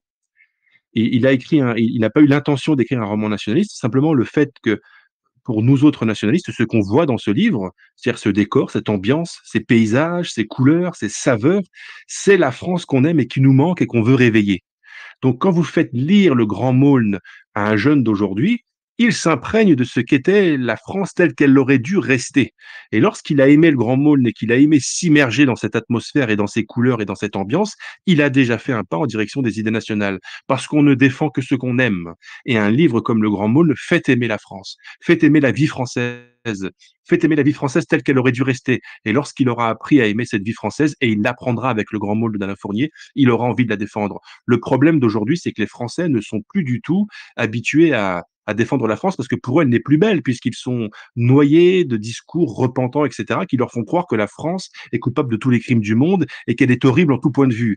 Nous, nous sommes convaincus. Nous avons été touchés par, en quelque sorte, cette grâce de la France, cette grâce française. Nous savons que la France est belle et qu'elle est grande. Et c'est pour ça que nous n'avons aucun mérite à vouloir la défendre, puisque c'est une passion humaine commune de vouloir défendre et aimer ce qui est beau et ce qui est grand. Dès l'instant qu'on aura convaincu nos compatriotes et nos contemporains que la France est grande et qu'elle est belle et qu'elle a une longue histoire belle et grande, ils n'auront aucune difficulté à vouloir la défendre. Et la littérature nationaliste aide à aller dans ce sens-là, mais des livres comme celui d'Anatole France ou celui du Grand Maulne, qui ne sont pas des livres nationalistes au départ, nous permettent de faire aimer la France. Et notre combat, avant de faire défendre la France, c'est de faire aimer la France. Et lorsqu'ils aimeront la France, ils la défendront parce que c'est l'étape numéro 2 obligatoire. Je prends un autre exemple d'un auteur que notre ami Bruno doit connaître au moins de nom, Guy de Maupassant, parce que je crois que Guy de Maupassant vient aussi de Normandie ou de quelque part par là. Il a écrit une nouvelle qui s'appelait Orla. Orla. Et ce que je lis, c'était les toutes premières lignes. Pourtant, là, c'est pareil, hein, Guy de Maupassant, c'est pas, a priori, c'est pas c'est pas Barès, quoi. C'est pas un auteur qui est connu pour avoir voulu développer des idées nationalistes, etc. Pourtant, voici ce que je lis dès les premières lignes de sa nouvelle qui s'appelle Le Horla. 8 mai, quelle journée admirable. J'ai passé toute la matinée étendue sur l'herbe devant ma maison, sous l'énorme platane qui la couvre, l'abrite et l'ombrage tout entière. J'aime ce pays, j'aime y vivre parce que j'y ai mes racines, ces profondes et délicates racines qui attachent un homme à la terre où sont nés et morts ses aïeux, qui l'attachent à ce qu'on pense et à ce qu'on mange, aux usages comme aux nourritures, aux locutions locales, aux intonations des paysans, aux odeurs du sol, des villages et de l'air lui-même. Voici ce qu'écrit Guy de Maupassant, auteur qui n'est pas un auteur nationaliste. C'est-à-dire que dans toute la littérature française, y compris la littérature généraliste ou blanche, comme on dirait aujourd'hui, y compris la littérature romantique, y compris la littérature tout court, on trouve des scènes comme celle-ci. Or, qui d'autre que les nationalistes ont un tel discours aujourd'hui? Personne. En face, on vante le mondialisme, on vante les grandes métropoles cosmopolites, l'expatriation, l'interchangeabilité des citoyens, on vante les migrations, évidemment. Nous, les nationalistes, nous les patriotes, nous les Français, on aime nos villages, on aime nos vieux arbres, on aime les maisons de nos ancêtres quand elles sont encore debout. Maupassant n'était pas un écrivain nationaliste, mais il était un Français. C'est ce que je disais tout à l'heure. Avant d'être des nationalistes, on est des Français. Il était un Français. Lorsqu'on est un Français authentiquement, on a l'amour du vieil arbre ancestral. Pour nous, c'est sacré. Et après, je pourrais encore continuer. Je pourrais prendre Balzac. Moi, quand je lis Balzac, Eugénie Grandet, par exemple, je trouve les décors français, de l'esprit français, du panache français, de la langue, des us et des mœurs, des coutumes, etc., du caractère français. C'est tout ce qu'on aime et c'est tout ce qu'on trouve dans Balzac. Moi, quand je lis un livre comme Eugénie Grandet, c'est l'un des nombreux, très nombreux romans de Balzac. Moi, quand je le lis, c'est tellement bien fait, c'est tellement sincère, c'est tellement beau, c'est tellement profond. Je suis plongé dans les rues de Saumur. Ça se passe à Saumur, hein, dans le Maine-et-Loire. Et je suis plongé, en lisant ce livre, dans les rues de Saumur. Et je m'y perds et je m'y fonds même. Et Balzac m'y plonge. Et je sais, lorsque je peux visiter ces vieilles rues de chez nous, ces vieilles rues passées dont je parlais tout à l'heure, je sais pourquoi je suis français et je sais pourquoi j'aime autant être français. Donc ça, c'était pour rebondir et pour aller dans le sens de ce que disait tout à l'heure Bruno sur le fait qu'il ne faut pas se cantonner à la littérature nationaliste. On peut faire aimer toutes sortes d'auteurs et beaucoup d'auteurs nous permettent de faire aimer la France et lorsqu'ils aimeront la France, les lecteurs voudront la défendre. J'ai beaucoup parlé, je m'en excuse encore. Ah, mais vous êtes quelqu'un de très gentil et bienveillant, ça se voit, mais il ne faut pas s'excuser parce que vous parlez trop, parce que c'est ce que nous souhaitons. Et votre tirade était très belle et bonne à écouter, monsieur Sturel, ne vous inquiétez pas. Bruno Hérou peut tout à fait confirmer, sans problème. Ah oui, c'était un plaisir à écouter ce n'est pas trop long, bien au contraire. Et justement, le format qui est de laisser parler l'invité est quelque chose qui s'était perdu et que je trouve on est en train de récupérer à travers les entretiens, que ce soit sur Telegram ou sur YouTube. Donc c'est très bien. D'ailleurs, sachez une petite anecdote. Je crois qu'on le voit d'ailleurs. Il me semble que c'est sur l'entretien avec Epona de Jean-Marie Le Pen, le dernier, qui est sorti il n'y a pas très longtemps. Il y a Jean-Marie Le Pen qui déplorait le fait que les journalistes pressaient de plus en plus à répondre aux questions et qu'on n'avait pas le temps. Et Epona l'a rassuré en lui disant qu'il avait tout le temps dont il avait besoin, qu'on n'était pas pressé, et ça l'a rendu très heureux, parce que ça doit lui manquer, je pense. À des gens comme Jean-Marie Le Pen qui font souvent des interviews par des professionnels de la télévision, de la radio ou je ne sais quoi, ça doit faire du bien d'avoir de temps en temps le loisir, le plaisir de s'étaler comme on veut sans avoir la contrainte du temps. C'était une petite parenthèse. À titre personnel, si je devais je reprends un petit peu, ce sujet de conseiller à des gens, pour trouver des bibliothèques, ou des librairies plutôt nationalistes. Donc bah, je vous conseille d'abord, l'Institut Iliade que vous pouvez trouver directement sur, Google. Il y aura, je pense, les liens dans la description, où vous pourrez trouver, la bibliothèque, idéale, selon le site internet qui fait l'objet d'un corpus, d'énormément de livres, ainsi que la bibliothèque du jeune européen, 200 essais pour apprendre à penser, d'Alain de Benoît ainsi que Guillaume Travers. Voilà, c'est une bonne liste de 200 essais, c'est pas mal pour commencer à avoir sa pensée métapolitique. Je vois que cela fait plus d'une heure que nous sommes sur le thème. Alors bien évidemment, j'ai dit que nous avions tout le temps, dont nous désirions, excusez-moi, et c'est toujours le cas. Cependant, à moins que vous vouliez rajouter quelque chose sur la littérature nationaliste, je pense qu'il faut qu'on passe aux actualités parce que comme vous le savez, on traite les actualités. Est-ce que Peut-être je que si peux vous vouliez rajouter quelque dire chose, bien sûr! un dernier mot avant de passer? C'est un dernier mot publicitaire, hein, on ne m'en voudra pas. Il y a notre amie, je pense que vous la connaissez, enfin je pense qu'on la connaît bien, qui s'appelle Kaleana Major. C'est une jeune pyrograveuse qui fait donc de la pyrogravure comme son nom l'indique, c'est-à-dire, de dessiner sur du bois avec, enfin bref, de la pyrogravure, on va pas rentrer dans le détail. Et elle a publié un livre récemment, un très beau livre qui s'appelle Héritage, qui a été publié par nos amis, des éditions du Verbeau, Sylvain Durin. Et c'est un recueil de portraits, donc elle a dessiné puisque c'est son art initial, de gens qui sont, dans notre panthéon d'une manière générale, des auteurs de chez nous, chrétiens, français, catholiques, et cetera. Et à côté de chacun des portraits, il y a un extrait, d'un texte de l'auteur en question, et ça contribue à faire ce dont je parlais depuis, ce dont on parle depuis tout à l'heure, c'est-à-dire édifier les Français, leur faire aimer la France, et leur faire aimer la France, c'est de les mettre en contact avec ce qu'il y a de plus beau dans la France, la poésie notamment et la littérature notamment, et l'art d'une manière générale, hein. La beauté sauvera le monde, comme on dit. Il s'agirait qu'elle sauve, la France. Et Héritage de Kaleana Major, c'est un petit livre, enfin un petit livre, c'est un grand livre justement parce qu'en fait il est au format, j'ai plus le format en tête, mais enfin c'est un livre de portraits avec, que j'ai eu l'honneur de préfacer, donc j'en parle avec d'autant plus de plaisir que j'ai eu l'honneur de préfacer ce livre. Et c'est typiquement le genre de livre qui permet effectivement de se réapproprier le beau, parce qu'il met le beau, au cœur de sa démarche, et il sublime le beau avec, les bons auteurs, les bonnes citations. Donc il y a de l'art, donc le plaisir pour les yeux, il y a de la poésie, il y a des extraits de littérature, et cetera. Et donc ça permet non seulement de se faire plaisir visuellement avec de beaux portraits, mais aussi, de s'élever et de s'édifier. C'est ce que je dis dans la préface, c'est un outil très important et très utile pour s'édifier. Vous offrez ça, par exemple, à un jeune, et il sera très content parce que ça va lui permettre de se réapproprier le beau.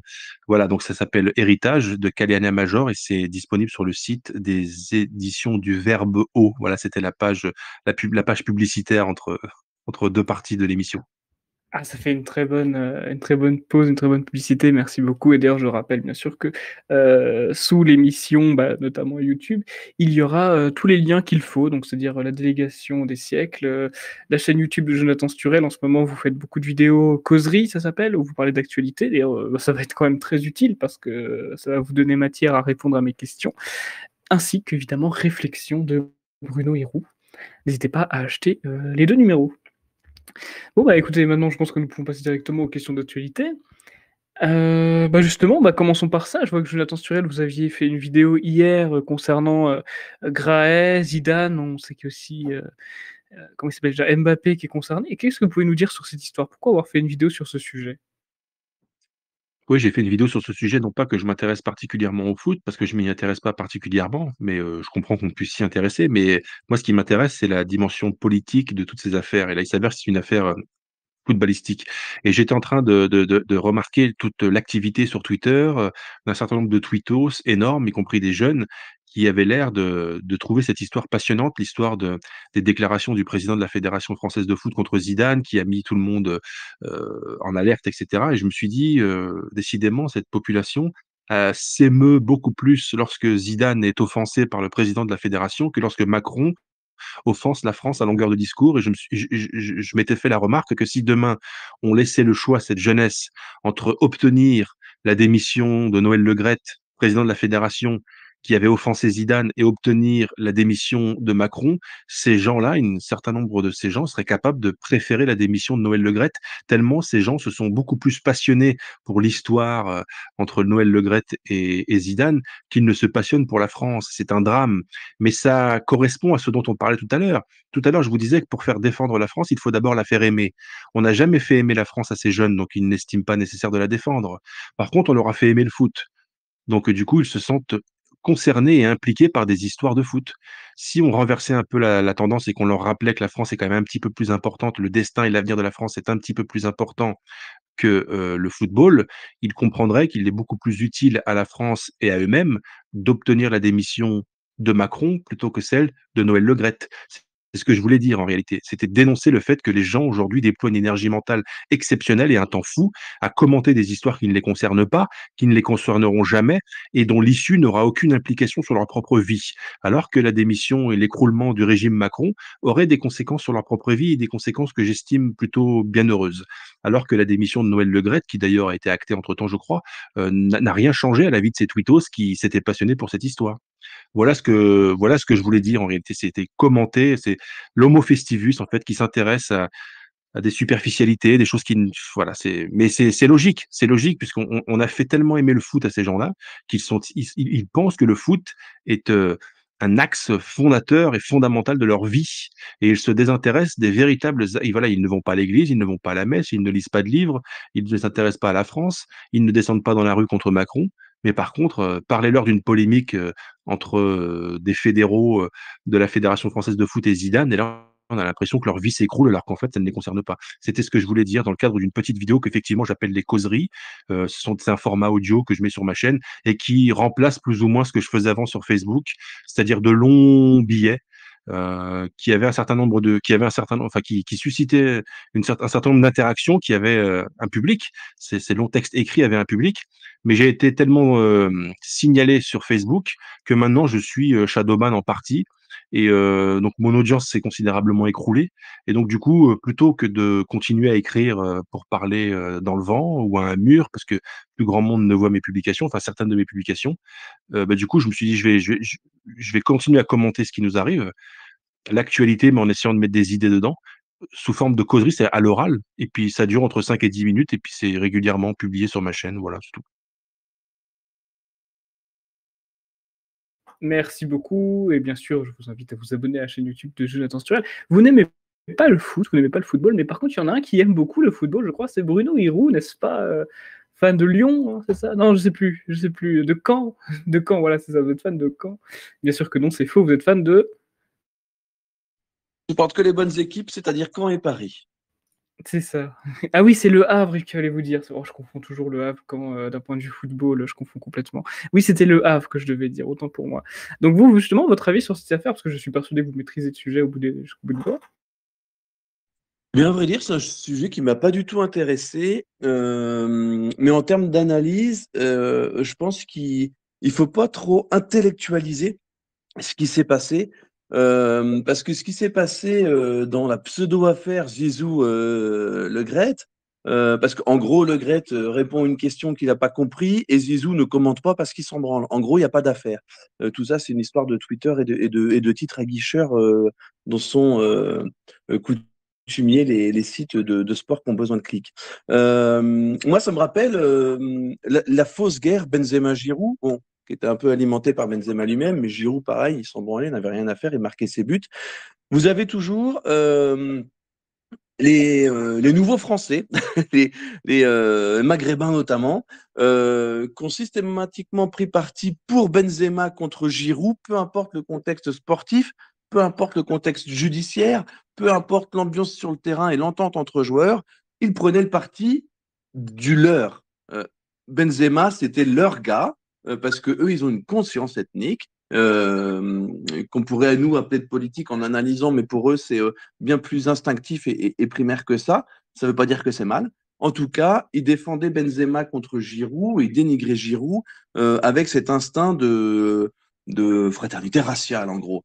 Et dans la pseudo-affaire Le Graët Zidane, il se passe la même chose. On a tous les pro Benzema et tous les gogol BA de la génération 98 qui soutiennent Zizou contre Le Gret, alors que Zizou n'est même pas entré en guerre.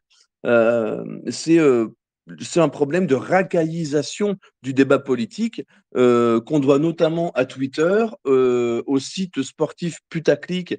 Moi, je me rappelle, là, il n'y a pas longtemps, bon, j'avais fait un statut il y a quelques semaines, mais il n'y a pas longtemps, il y a un journal sportif qui titre sur Internet propos de Le Gret, la réaction de Zidane va vous étonner. Et tout le monde commentait, il y avait des centaines et des centaines de commentaires qui soutenaient Zidane, qui défonçaient Le Gret. Moi, j'ai cliqué pour voir ce que c'était, parce que j'avais un doute. Et en fait, la réaction étonnante de Zidane, c'était qu'il n'en avait rien à branler. Donc, c'est une non-affaire, mais le fait que cette non-affaire soit montée en épingle et ait des conséquences véritables sur la carrière de Le Gret, que je ne soutiens pas d'ailleurs, mais c'est pour d'autres raisons, montre à quel point le poids de cette masse bête, de cette masse identitaire maghrébine présente en France, agissant en France, et de tous les relais qui, politiquement parlant, sont très contents de pouvoir se débarrasser d'un vieux blanc, ça montre à quel point le débat politique est pollué et biaisé, et pourquoi nous, on doit absolument continuer à l'engagement politique. Donc pour moi, c'est ça la conclusion qu'on a tirée de ces pseudo-affaires, c'est que en face, ils nous veulent du mal, donc nous, on ne doit pas faire semblant de ne pas le savoir. Parfait, merci beaucoup Bruno Hirou. Donc nous avons eu votre avis sur cette affaire.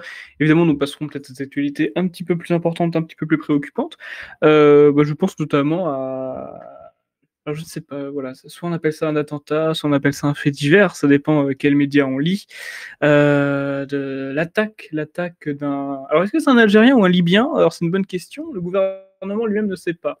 La DGSI, les RT, les renseignements territoriaux, tout ce que vous voulez, savent à quelle heure on se lève, savent à quelle heure on se couche, mais ils ne sont pas capables de définir si l'agresseur en question, qui est sous l'objet d'une obligation de quitter le territoire depuis quand même cet été, hein, donc depuis quand même 6 mois, on ne sait pas s'il est algérien ou libyen, c'est quand même formidable, hein, on ne peut pas savoir si quelqu'un est allemand ou anglais, c'est à peu près la même comparaison. Qu'est-ce que vous en pensez, Jonathan Sturel, de cet Algérien ou Libyen, du coup, qui poignarde, je crois qu'il a poignardé 6 personnes en criant Allahu Akbar dans la gare du Nord. Qu'est-ce que c'était étonnant? Non. Excusez-moi, on ne vous entend pas très bien. Jonathan Sturel, est-ce que vous êtes là? Alors moi, je suis là. Non, mais on m'entendait pas parce que je parlais pas.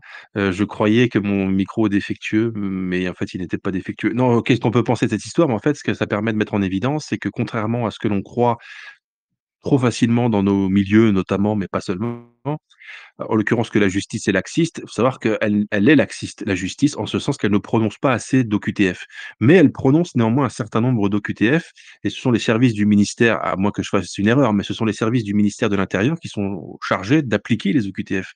Et là, on voit que non seulement la justice est laxiste, en ce sens qu'elle ne prononce pas assez d'OQTF, et on voit que les services du ministère de l'Intérieur est laxiste aussi, en ce sens qu'il n'applique pas les OQTF, pourtant très rares, prononcés par la justice. Donc le problème n'est pas le problème en France, l'un des problèmes en France sur cette question-là migratoire notamment, n'est pas seulement que la justice est laxiste, bien qu'elle le soit, mais les torts sont partagés en ce sens que Darmanin est aussi responsable que les juges laxistes en réalité. La question qu'on est obligé de se poser, c'est après tant de ratés au niveau des services du ministère de l'Intérieur, comment est-il possible que Darmanin soit encore en poste? Ce type enchaîne les boulettes, enchaîne les erreurs, enchaîne rien ne va avec ce type, et je me dis: «Mais quel dossier il a sur les gens, avec qui il travaille pour qu'il soit impossible de se débarrasser de Darmanin?» alors que ce type est une plaie. Une OQTF qui n'a encore pas été appliquée, donc un type qui ne devrait pas être là, mais qui était encore là, et donc qui trucide des gens dans la rue. Ça nous rappelle l'affaire de la petite Lola qui a été massacrée par une personne qui était elle-même visée par une obligation de quitter le territoire français et qui était toujours en France parce que les services ne font pas leur travail. Donc c'est à l'image de la France, absolument rien ne va. Aucun des services régaliens ne fonctionne correctement sur les sujets essentiels. Bon, par contre, vous le disiez à l'instant, cher Alexandre, ils sont très bien renseignés sur nos habitudes du lever, du coucher. On arrive à savoir ce que les gens regardent chez eux grâce aux outils d'audimat, je ne sais plus comment ça s'appelle là. On arrive à savoir où sont les gens en temps réel grâce à leur téléphone portable. Et les services régaliens arrivent à savoir énormément de choses, mais alors faire leur véritable travail, c'est-à-dire assurer leur fonction régalienne, il y a personne, enfin aux abonnés absents. On a des gens qui sont en France, on sait même pas s'ils sont algériens, libanais ou libyens, on sait pas depuis combien de temps ils sont là, on sait pas quel âge ils ont, qu'est-ce qu'ils foutent là, on sait pas, ils trucident des gens dans la rue, et si en plus vous vous en plaignez, on va vous dire que vous êtes, un gars d'extrême droite qui fait des amalgames. Enfin voilà, il y a absolument rien qui va. Les services régaliens sont en friche, la pensée française est en friche, il y a rien qui va. Donc tant que rien n'ira, ce genre d'actualité se multipliera et ad vitam jusqu'à ce qu'on reprenne, les choses en main, je crois.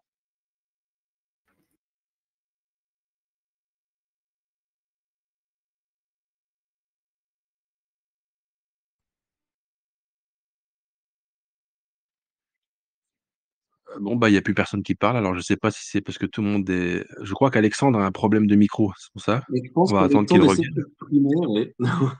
Alexandre, est-ce que tu nous entends?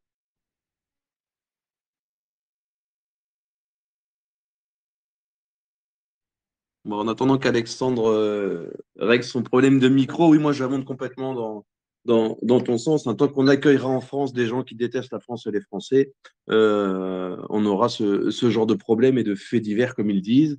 Il aurait dit à la Wakbar, donc ça n'a clairement aucun lien avec l'islam, comme d'habitude. On nous prend pour des jambons. Et puis, et puis tant qu'on les foutra pas dehors, le problème continuera. Mais là, c'est vraiment la base de la politique. Et si les hommes politiques en place avaient le souci de la sécurité du peuple français et de la paix civile, il y a bien longtemps qu'ils auraient procédé à la nécessaire politique de remigration. Donc, ça, on est vraiment sur les fondamentaux, sur la base, et le fait que ça ne se soit pas appliqué, ça prouve à quel point, en face de nous, nous n'avons pas des incompétents, mais des gens qui ont vraiment un projet malfaisant et anti-français. Je vais laisser la parole à Alexandre s'il a réglé son problème de micro. Est-ce que, Alexandre, tu nous entends? Bah, moi, je ne vois même plus Alexandre dans la liste, donc je pense qu'il doit être en train de se reconnecter. D'ici qu'il se reconnecte, je vais en profiter pour, faire goûter à nos auditeurs cette excellente citation de Paul Déroulède, auteur nationaliste s'il en est, qui disait, c'est De Gaulle qui nous le rapporte, De Gaulle avait assisté dans sa jeunesse à une conférence de Paul Déroulède et il avait rapporté ce propos que Un Déroulède 2 avait test, 1 2 prononcé dans test. cette conférence. Ah, Ah, bah, enfin! bah, alors voilà. Excusez-moi les amis, bah, pile au moment où on parle de la DGSI, ma connexion, SFR, donc Patrick Drahi saute. C'est quand non, je vais pas jouer plus complotiste, c'est une blague évidemment. Ma connexion a coupé, voilà, donc je suis vraiment désolé, pendant 5 minutes, j'étais totalement absent. Eh bien, cher Alexandre, J'espère vous m'entendez? sortir ah oui, je vous entends, Jonathan. Eh bien, écoutez, regardez, au moment où vous arriviez, j'allais faire connaître à nos auditeurs une excellente citation de Paul Déroulède, qui est, mais qui est assez connue maintenant finalement, qui est: «Si on n'aime pas sa mère plus que les autres mères et sa patrie plus que les autres patries, alors on n'aime ni sa mère ni sa patrie». Et je me dis, si les gens, étaient éduqués dans l'idée que leur patrie est précieuse autant que leur mère, ils n'accepteraient pas qu'on laisse venir chez eux, chez nous, des gens qui sont là pour violer notre pays, ce qui implique quasiment symboliquement de violer notre mère en réalité. Si les gens réapprenaient à aimer la France, leur pays comme ils aiment leur mère, ils ne laisseraient pas la France se faire piétiner par des gens qui viennent de l'étranger pour nous mépriser et surtout par la classe politique qui les laisse entrer. Donc cette excellente citation de Paul Déroulède, si vous ne la connaissiez pas, je trouve que c'est une des plus belles citations et c'est pour moi la quintessence du nationalisme. Si on n'aime pas sa mère plus que les autres mères et sa patrie plus que les autres patries, alors on n'aime ni sa mère ni sa patrie. Je ratifie complètement cette citation qui résume tout et à la perfection. Très bonne citation, Jonathan Sturel. Je suis vraiment désolé encore une fois pour mon absence, momentanée. C'est assez rare que j'ai des coupures de connexion, depuis qu'on a changé d'abonnement, mais bon, ça peut arriver. À l'époque, c'était tout le temps, hein. J'aurais pas pu animer mon émission, avant, parce qu'avant, j'avais des coupures en permanence, c'était insupportable. Enfin bref, je suppose que vous êtes aussi, victime parfois de coupures de connexion internet, ce n'est jamais très agréable. Surtout quand on anime des directs. Oui, donc moi, c'est vrai que j'étais complètement resté sur cette histoire du coup de Libyens ou d'Algériens, parce qu'on n'arrive pas à savoir, ce que c'est, qui agressent des gens à la gare du Nord, en criant Allahu Akbar. Bon, bah, ça c'est pas moi je suis désolé, c'est pas très étonnant. Mais surtout que l'explication de Darmanin, elle est quand même magistrale. C'est-à-dire qu'on peut pas le renvoyer chez lui, alors déjà parce qu'on ne sait pas où c'est chez lui, mais surtout que s'il est libyen, la situation politique là-bas est trop instable pour qu'on l'y envoie. Du coup, ça veut dire qu'il faut tolérer ces actes chez nous? Enfin, ça paraît quand même assez lunaire comme explication et effectivement, vous l'aviez très bien dit, Jonathan Sturel, comment ça se fait que Moussa Darmanin soit encore là? Ça me paraît complètement fou.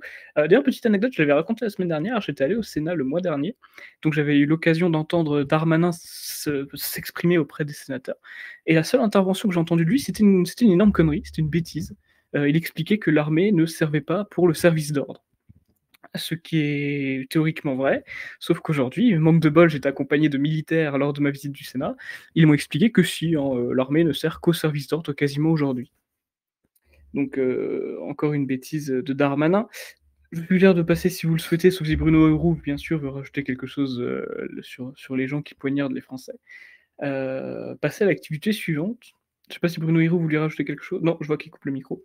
Non, non, je l'ai fait pendant ta coupure, il y a pas de souci.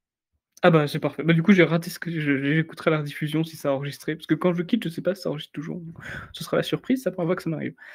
Voilà, donc activité suivante, bah, Amel, je sais pas si vous avez vu, TPMP a décidé d'engager une nouvelle chroniqueuse, et quoi de mieux qu'une voilée? Parce que Amel, c'est ça, c'est une voilée, c'est une musulmane affirmée.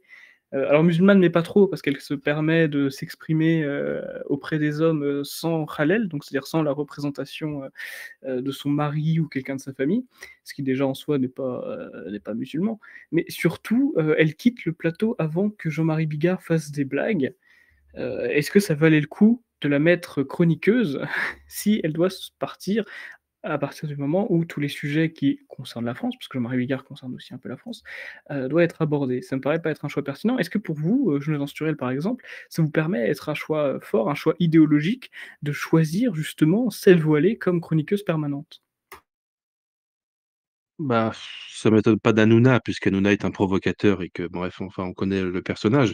Pour ce qui est de l'attitude de cette, jeune femme, c'est bien qu'il y a pas plus tard qu'il y a 2 heures, on est venu m'en parler, sinon j'aurais même pas su quoi vous dire parce que je n'étais pas au courant de cette histoire, enfin, ça me disait rien.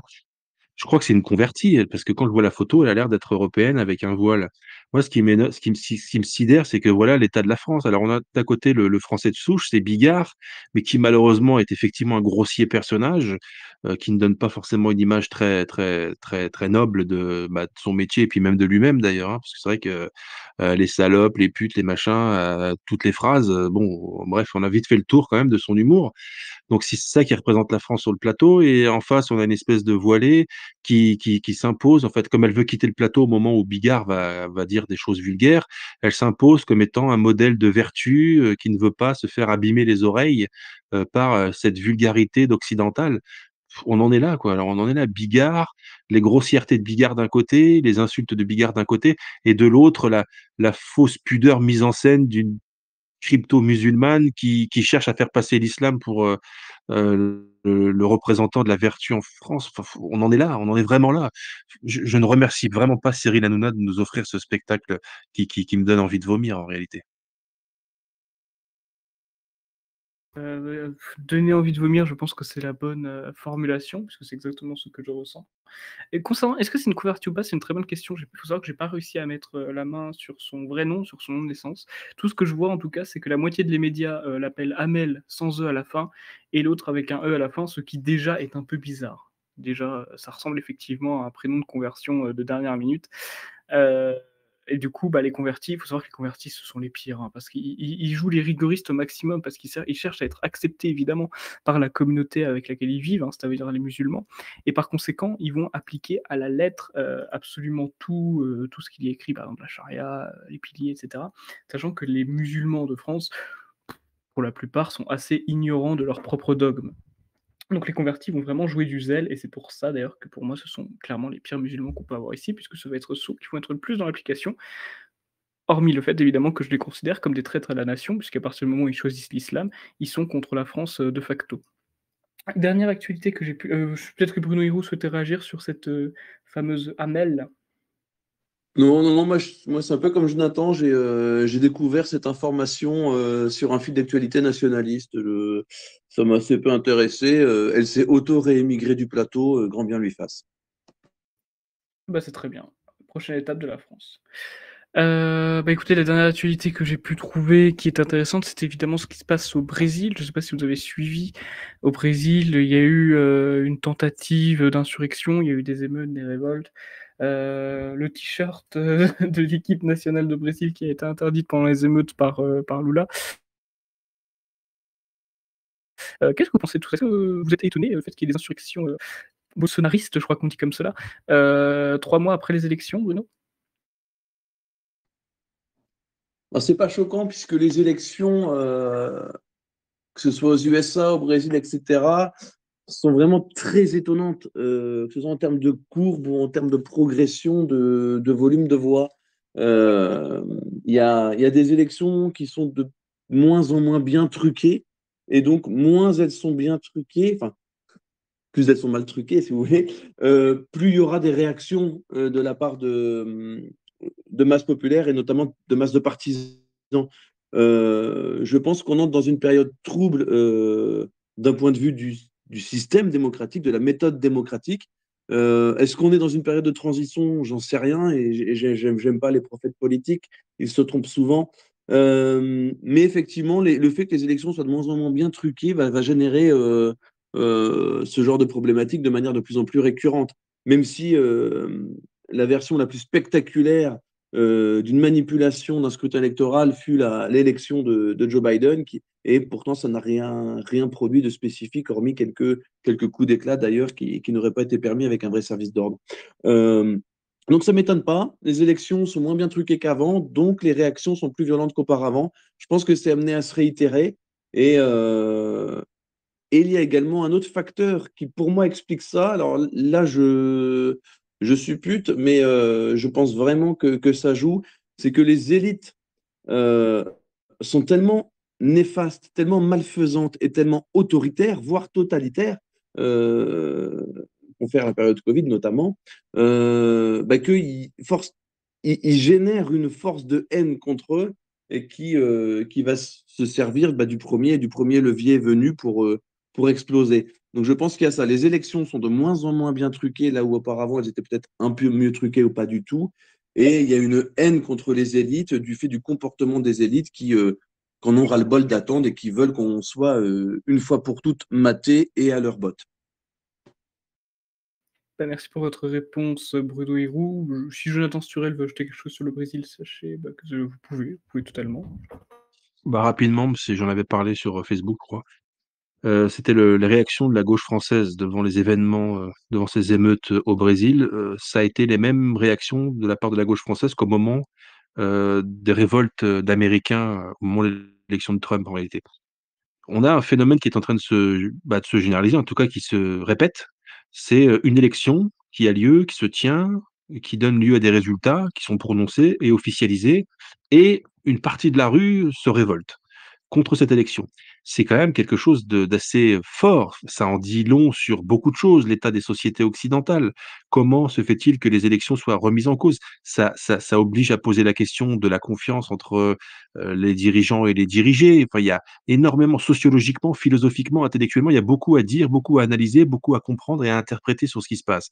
Or, la gauche française, dès l'instant que la rue se manifeste un petit peu dans ces pays-là, lorsque c'est contre un candidat de droite, lorsque c'est contre un candidat, enfin, ou un président de gauche en faveur d'un président de droite, la gauche française n'a qu'une seule réponse, invariable, toujours la même, ce sont des révoltes fascistes. Et je me dis, waouh, la gauche qui, pendant des dizaines d'années, et même plus en réalité, a vanté, promu, encouragé à la révolte populaire contre les pouvoirs. Maintenant que la révolte populaire contre les pouvoirs a lieu, elle en est rendue à dire que c'est du fascisme, alors qu'elle prétendait que c'était les pouvoirs qui étaient fascistes et que le peuple devait se révolter contre eux. Maintenant que le peuple fait ce que la gauche a appelé à faire pendant des dizaines d'années, la gauche appelle ça du fascisme, ce qui veut dire que la gauche qui continue, y compris la gauche en France, NUPES, LFI, qui se prétend en rupture, qui se prétend révolutionnaire, etc., a complètement intégré les logiques de pouvoir et elle est complètement du côté du pouvoir en place. Parce que si ce n'était pas le cas, si elle était toujours dans sa politique et dans sa rhétorique peuple contre les élites, dirigeants contre dirigés, elle soutiendrait ces mouvements, peu importe contre qui ils sont dirigés. Mais la gauche a totalement démissionné. On se plaignait tout à l'heure que dans notre famille de pensée, le niveau avait largement baissé, mais dites-vous qu'en face, probablement encore pire en réalité. On est quand même passé d'une gauche française, hein, une gauche française qui était capable d'analyser les mouvements sociaux dans des pays avec relativement de pertinence, même si c'était pour apporter des solutions qui nous convenaient pas, à une gauche qui se contente, dès l'instant qu'elle voit des gens brandir le drapeau de leur pays dans la rue, à appeler ça du fascisme et à appeler à leur répression. Donc on a une gauche qui appelle à la répression contre des mouvements populaires contre les élites, alors que pendant des dizaines d'années, elle a promu ce mode d'action politique. Ça en dit long sur la décrépitude de la gauche aussi. C'est pour ça aussi qu'il ne faut pas avoir peur de la gauche. La gauche paraît toute puissante parce qu'en fait, elle est plus nombreuse que nous dans les médias et sur les leviers de pouvoir. Mais intellectuellement, la gauche, c'est râler pas crête. Il n'y a plus rien en face. Euh, Doctrinalement parlant, en face, il y a plus rien. La gauche, maintenant, c'est le wokisme, en fait. C'est pour vous dire où ils en sont, quoi. Donc, nous, on est une famille politique qui a tendance à pouvoir se revigorer et on cherche tous à notre petite échelle à la revigorer avec relativement de succès quand même, puisqu'on voit quand même qu'un certain nombre de gens se rallient à nos idées de plus en plus, pendant que la gauche, elle, en est rendue à soutenir le wokisme. Enfin voilà, la dynamique en réalité paraît être de leur côté, mais elle est probablement plutôt de notre côté. Voilà, c'était ce que je voulais dire après sur ce qui se passe, la politique intérieure brésilienne, je ne connais pas assez pour commenter. Merci beaucoup, Jonathan Sturel, pour votre réponse, comme toujours très pertinente. Oui, sur le Brésil, moi je rappelle que le Brésil, c'est quand même un pays qui est dans une situation, très instable depuis pas mal d'années. On est quand même sur le pays le plus meurtrier, hein, vous savez, 65 000 homicides par an. À titre de comparaison, la France, on est à 900. Bien évidemment, il y a beaucoup plus d'habitants au Brésil, mais ce n'est pas du tout proportionnel, hein, 65 000 par an, c'est absolument énorme. Voilà, ce sont des raisons qui peuvent aussi expliquer pourquoi il y a plus de violence, puisque la gauche médiatique aime beaucoup ce terme. Bah, beaucoup plus de violence, oui, c'est un pays qui est habitué à la violence, hein, de toute façon, vous savez, c'est les favelas, c'est ce qu'on étudie à l'école. Ah, je vois que Jonathan Sturel veut rajouter quelque chose? Ah non, je me suis trompé, j'ai rien à dire de plus. Ah, pas de problème, parce que j'ai vu le micro désactivé, c'est pour ça que vous savez, messieurs, mes auditrices, mes auditeurs, que nous passons maintenant à la séance des questions, puisqu'il nous voilà, ça fait quand même 1 h 40 que nous parle-t-on. Je crois que nous avons, parlé brièvement de tout ce qu'on souhaitait. C'est le moment des questions, donc je vois qu'il y a déjà plusieurs mains qui se lèvent, c'est très agréable. En premier, c'était Mélusine qui parlait, en second, nous aurons, l'habitué Bardamuka. Mélusine, vous écoutons. Pour vous exprimer, il vous suffit d'appuyer sur le petit bouton bleu au milieu de votre écran. Parfait. Allô? On vous entend. Je vous entends pas. Allô? Ah, bah, c'est parlez quand même, de toute façon, c'est pas grave si vous n'entendez pas. Est-ce que vous pouvez parler un petit peu plus fort? Posez votre question. Allô? De toute façon, je viens de regarder son profil, visiblement, c'est un troll, qui essaie de vendre des formations à la con. Ça m'intéresse pas vraiment. Bardamuka, je vous redonne, la parole. Bardamuka, vous pouvez vous exprimer, vous êtes un habitué, de toute façon, vous connaissez, la méthode, il suffit d'appuyer sur le bouton bleu pour vous exprimer. Bonsoir messieurs, bonsoir, bonsoir. Quelle belle émission. Alors, moi j'ai une première anecdote. Alors, Jonathan a parlé de Maupassant. Alors, pour l'anecdote, hein, dans ses mémoires, Philippe de Gaulle expliquait que son père, quand Philippe de Gaulle, jeune, lisait du Maupassant, son père lui arrachait des mains le livre de Maupassant parce qu'il considérait que c'était un auteur. Bon, on sait de quoi il est mort, hein, bien évidemment, et ce qu'il fréquente, ce qu'il avait comme fréquentation. Donc ça, c'était pour la première anecdote. Deuxième anecdote, donc Jonathan a parlé de Balzac. J'invite tout le monde à lire Le Père Goriot. Vous comprendrez ce que subit un père quand il est trahi par sa propre fille, et ça vous fera penser à un personnage politique dont on taira le nom, et qui est actuellement à l'Assemblée nationale. Voilà. Et la troisième anecdote un peu plus zélée, j'ai fini le Face au drapeau d'Jules Verne, bon, bien sûr aux éditions La Délégation du siècle. C'est vraiment un livre magnifique avec une fin incroyable. Voilà, ça c'était pour les anecdotes, la déferlante d'anecdotes. Alors, dans un second temps, alors, on parle de littérature nationaliste, mais alors, essentiellement française, mais sachez que outre-Atlantique, il y a des livres nationalistes qui sont très bons. et j'en ai un en tête. Donc Outre-Atlantique, il y a des bons auteurs, hein, Edgar Poe par exemple. Et ça, c'est un livre que j'ai découvert lors d'une émission sur Méridien Zéro. Alors Méridien Zéro, j'en fais un peu la pub, hein, c'est une web radio de notre tendance, hein, qui fait d'excellentes émissions. C'est aussi une web radio qui a invité du beau monde, hein, donc allez sur Méridien Zéro, c'est très très bien. Et donc le livre, c'est Le nationalisme blanc de Greg Johnson, aux éditions Acribeia, et qu'on peut aussi trouver sur le site Europa Diffusion. Alors c'est un livre qui est très simple, accessible à tout le monde, traduit de l'américain, et qui répond aux questions auxquelles se peut poser, des questions contemporaines que peut se poser un nationaliste. Donc tous les thèmes sont abordés et que sont, bon, je l'ai lu il y a 3 ans, hein, donc chaque thème représente un chapitre. Il y a même une partie philosophie que j'ai comprise. Alors moi, si j'ai compris la philosophie, tout le monde comprendra la partie philosophique donc de ce livre, Le nationalisme blanc. Voilà, ça c'était pour plus soyer, je ne sais pas si ça se dit, mais je le dis quand même. Voilà. Alors moi, Jonathan, vous m'aidez pas, hein, parce que j'avais quand même écrit compulsivement mes questions vous concernant. Alors ça sera pour vous et pour Bruno. Ne pensez-vous pas que dans la bibliothèque d'un nationaliste, alors vous avez répondu partiellement, hein, pensez-vous pas qu'il doit y avoir quand même des auteurs, français ou pas, dont les convictions sont loin de notre tendance? Quand je dis loin, c'est à l'opposé. Et qu'on se doit aussi de lire des auteurs contemporains qui ne sont pas vraiment, bon, des essayistes, hein, qui ne consistent pas c'est pas de la littérature proprement dit, mais qui sont quand même intéressants. Vous l'aviez dit, hein, quand l'intelligence est assortie d'une belle plume, bah, on se doit de les lire, hein. Messieurs, j'ai dit intelligence et belle plume, donc on excite Christine Angot et Alice Coffin, hein. D'accord? On a tous compris. Je vais vous donner 2 exemples. Par exemple, Christophe Guilluy, pour ceux qui ont un tropisme social. Je suis en train de lire Les Dépossédés, c'est très très très intéressant. Et je vais donner un deuxième exemple, alors je pense que Bruno va bondir, c'est Henri Barbusse. Donc Henri Barbusse, Parti communiste français. Alors, Henri Barbusse, c'est un écrivain et un journaliste pour l'humanité qui a combattu dans les tranchées pendant la Première Guerre mondiale. Moi, je pense qu'il aurait été de bonne loi que le congoïde et exilé fiscal Omar Sy lise Le Feu d'Henri Barbusse.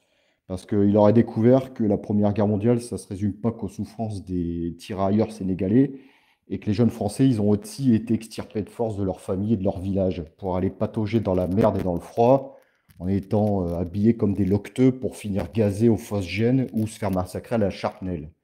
Voilà, donc ça c'était ma question un peu longue, un peu confuse peut-être, mais voilà. Merci, Bardamuka pour votre fidélité ainsi que vos questions toujours pertinentes. Je laisse donc la parole à Jonathan Sturel. Oui, bah, déjà, merci pour les anecdotes sur Maupassant. Et pour répondre à la question, oui, est-ce qu'on est obligé de lire des choses qui ne nous concernent que directement? Évidemment que non, et il est même de notre devoir de lire également ce que nos adversaires, ou en tout cas ce que les gens qui ne sont pas de notre camp disent aussi, parce que de toute façon, on est censé savoir ce que l'adversaire dit aussi. Quand on mène une guerre culturelle et une guerre politique, vous savez, lorsque vous êtes sur un champ de bataille, quand Napoléon est sur un champ de bataille, on prend l'exemple de Napoléon, je pourrais prendre n'importe quel autre exemple, bah, il envoie des éclaireurs pour savoir ce que fait l'ennemi. Quelles sont ses troupes, comment sont-elles disposées, comment elles avancent, est-ce qu'elles avancent, etc. Donc ça s'appelle connaître le positionnement de l'ennemi, la stratégie de l'ennemi. Et il s'avère que notre ennemi, aujourd'hui, bon, il n'est plus militaire comme à l'époque, mais c'est un ennemi politique et culturel. Il faut bien savoir ce qu'il dit pour, savoir qui nous devons combattre. Moi, j'ai lu, effectivement, ce qui se fait de pire, en fait, je crois que c'est quasiment ce qui se fait de pire en ce moment à gauche, en face, c'est, Geoffroy de Laganerie. Bon, alors là, pour le coup, il y a ni intelligence ni belle plume. C'est-à-dire qu'en fait, il y a ni l'un ni l'autre. C'est illisible, c'est jargonneux, sociologie, c'est de la sociologie jargonneuse d'universitaires gauchistes. C'est illisible, c'est infect, et en plus de ça, c'est pour raconter des bêtises, et des énormités qui sont politiquement indigestes et indigentes. Mais j'ai fait l'effort effectivement, là, une fois je me suis imposé ce supplice de lire, ce que Laganerie disait, et bon, bah, voilà, moi ça ne m'a pas convaincu que Laganerie avait raison, ça m'a convaincu que j'avais raison d'être contre Laganerie, ça c'est sûr. Mais dans ma bibliothèque, j'ai aussi des choses qui ne sont même pas politiques du tout. J'ai de grandes collections de livres de SF, de la SF française et de la SF américaine, et je parle pas de la SF politique entre guillemets, je parle pas du Meilleur des mondes ou de 1984 ou de ce genre de Fahrenheit, ce genre de choses. De la SF, de la pure SF quoi, c'est-à-dire de la SF avec des extraterrestres qui viennent sur la Terre et cetera, parce qu'il faut aussi se détendre. J'ai des biographies de beaucoup de nos adversaires politiques historiques, des biographies, des pères de la République, des biographies de Robespierre, de Marat et cetera, parce qu'il faut évidemment savoir ce qu'on a en face de nous. Parce que connaître l'adversaire et pour combattre l'adversaire, il faut le connaître. Donc évidemment, il ne faut pas s'enfermer, il faut absolument pas, c'est ce que disait tout à l'heure Bruno d'ailleurs, il faut pas qu'on soit, en vase clos en fait, parce que si on est en vase clos, on se condamne à mourir à petit feu comme une flamme, au fond d'un vase en fait. Donc il faut évidemment s'éclairer de toutes les lumières et il y a des lumières qui sont très éclairantes, ce sont les bonnes idées, les bonnes plumes et cetera et il y a des lumières qui n'existent que pour nous rappeler que nous avons raison de les combattre. Merci beaucoup, Jonathan Stuel, pour votre réponse. J'espère que Bardamika, vous êtes satisfait de celle-ci. J'avais cru voir Johan qui levait la main, mais visiblement vous êtes si fort, Jonathan Stuel, que vous avez réussi à répondre à sa question avant qu'il la pose, visiblement. Bravo. Ah, Johan, ah bah non, vous n'êtes pas si fort que ça. Johan repose sa question. Johan, je vous laisse prendre la parole. Bonsoir, bonsoir à tous. Alors, ce n'est pas une question ce soir que je voulais poser, mais des félicitations pour Bruno Hirault. J'ai acheté son interview de Louis-Ferdinand Céline. Et voilà, j'ai redécouvert l'auteur. L'Éducation nationale m'avait bien bourré le mou. Et voilà, moi je vous le conseille fortement. Voilà, bravo et bonne soirée à tous. Merci beaucoup, Johan. Et ben voilà, merci beaucoup. Mais du coup, je ne dois pas donner la parole à quelqu'un. J'avoue que j'ai un peu peur parce qu'il y a mon chat à côté qui essaie de faire tomber ma télé. Du coup, je le surveille quand même d'un coin de l'œil. Pour ceux qui savent, enfin, j'ai acheté, non pas du tout, j'ai un nouveau chat, mais que j'ai requis parce qu'il était abandonné, visiblement. Il n'avait pas de maître, pas de puce, etc. Qu'on s'est dit, allons-y, quoi. Tout simplement. Mais du coup, oui, c'est vrai que ce chat a eu tendance à faire les bêtises. En tout cas, je vous remercie tous les trois. Pas tous les trois, n'importe quoi, tous les deux. Merci beaucoup, Jonathan Sturel, pour vos bons mots, pour votre expertise sur la littérature, ainsi que pour vos réponses aux questions sur l'actualité. Et merci beaucoup d'être aussi passé pour la 3e fois, si je ne m'abuse. Merci beaucoup. Merci pour l'invitation et c'est toujours un plaisir en effet de parler, des sujets que nous jugeons importants. La littérature en est un, la France en est un autre. Donc parler de littérature nationaliste, c'était de faire d'une pierre deux coups, avec un camarade politique, Bruno, et avec l'amabilité et la gentillesse et la courtoisie légendaire de l'animateur. Donc c'est un plaisir renouvelé à chaque fois. Et merci aux gens qui nous ont écoutés. Ah, j'en suis très touché. Sachez, bien évidemment, chers auditeurs, que vous pourrez retrouver toutes les informations concernant Jonathan Sturel dans la description. Alors, pas tout, hein, ne vous inquiétez pas. Concernant sa chaîne YouTube, notamment, où vous pourrez écouter Causerie, ainsi qu'évidemment le site internet de la Délégation des siècles. Et merci aussi, Bruno Hirault, secrétaire général du Parti de la France, d'avoir participé à notre émission. Eh bien, c'était un plaisir. Merci d'avoir organisé. Merci aux intervenants qui ont posé leurs questions, ont fait leurs remarques. Je voulais juste finir sur un point qui me paraît important. Comme l'a dit Bardamuka, effectivement, ne pas hésiter à lire des auteurs de gauche.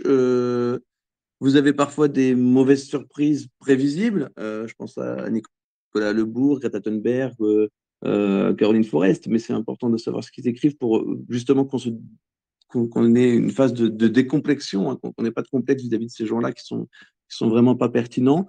Et n'hésitez pas à lire des livres, comme on dit, mainstream, que vous pouvez acheter partout. Il y a pas mal d'auteurs qui sont marqués à gauche, notamment américains, mais qui sont très pertinents et qui sont très intéressants si si vous êtes à la recherche de lecture de divertissement, hein, parce que entre deux livres de doctrine ou deux romans léchés, un petit peu de divertissement littéraire, c'est toujours mieux que d'allumer un écran. Je pense à Steve Berry, à Stephen King, à Jean Telet ou à Nicolas Beuglé, par exemple. Donc ne soyez pas complexés. De toute façon, si un livre vous plaît pas, vous le foutez au feu. Et puis s'il vous plaît, eh ben, au moins vous aurez fait une découverte. En tout cas, merci pour l'organisation de cette émission où on a parlé à 90% de littérature et à 10% de politique. Et ça change et ça fait du bien. Ah, il faut toujours une dose de politique. Hein, nous restons à partie, n'est-ce pas? Il n'y a pas que les livres qu'il faudrait foutre au feu à Bruno Hirault. Mais ça, c'est une blague à part. Bien évidemment, vous pourrez retrouver l'émission en direct sur le canal du Telegram du Parti de la France où vous êtes déjà, bien évidemment. C'est très pratique pour faire parler de l'émission autour de vous. Vous savez, le bouche à oreille, c'est toujours ce qu'il y a de mieux.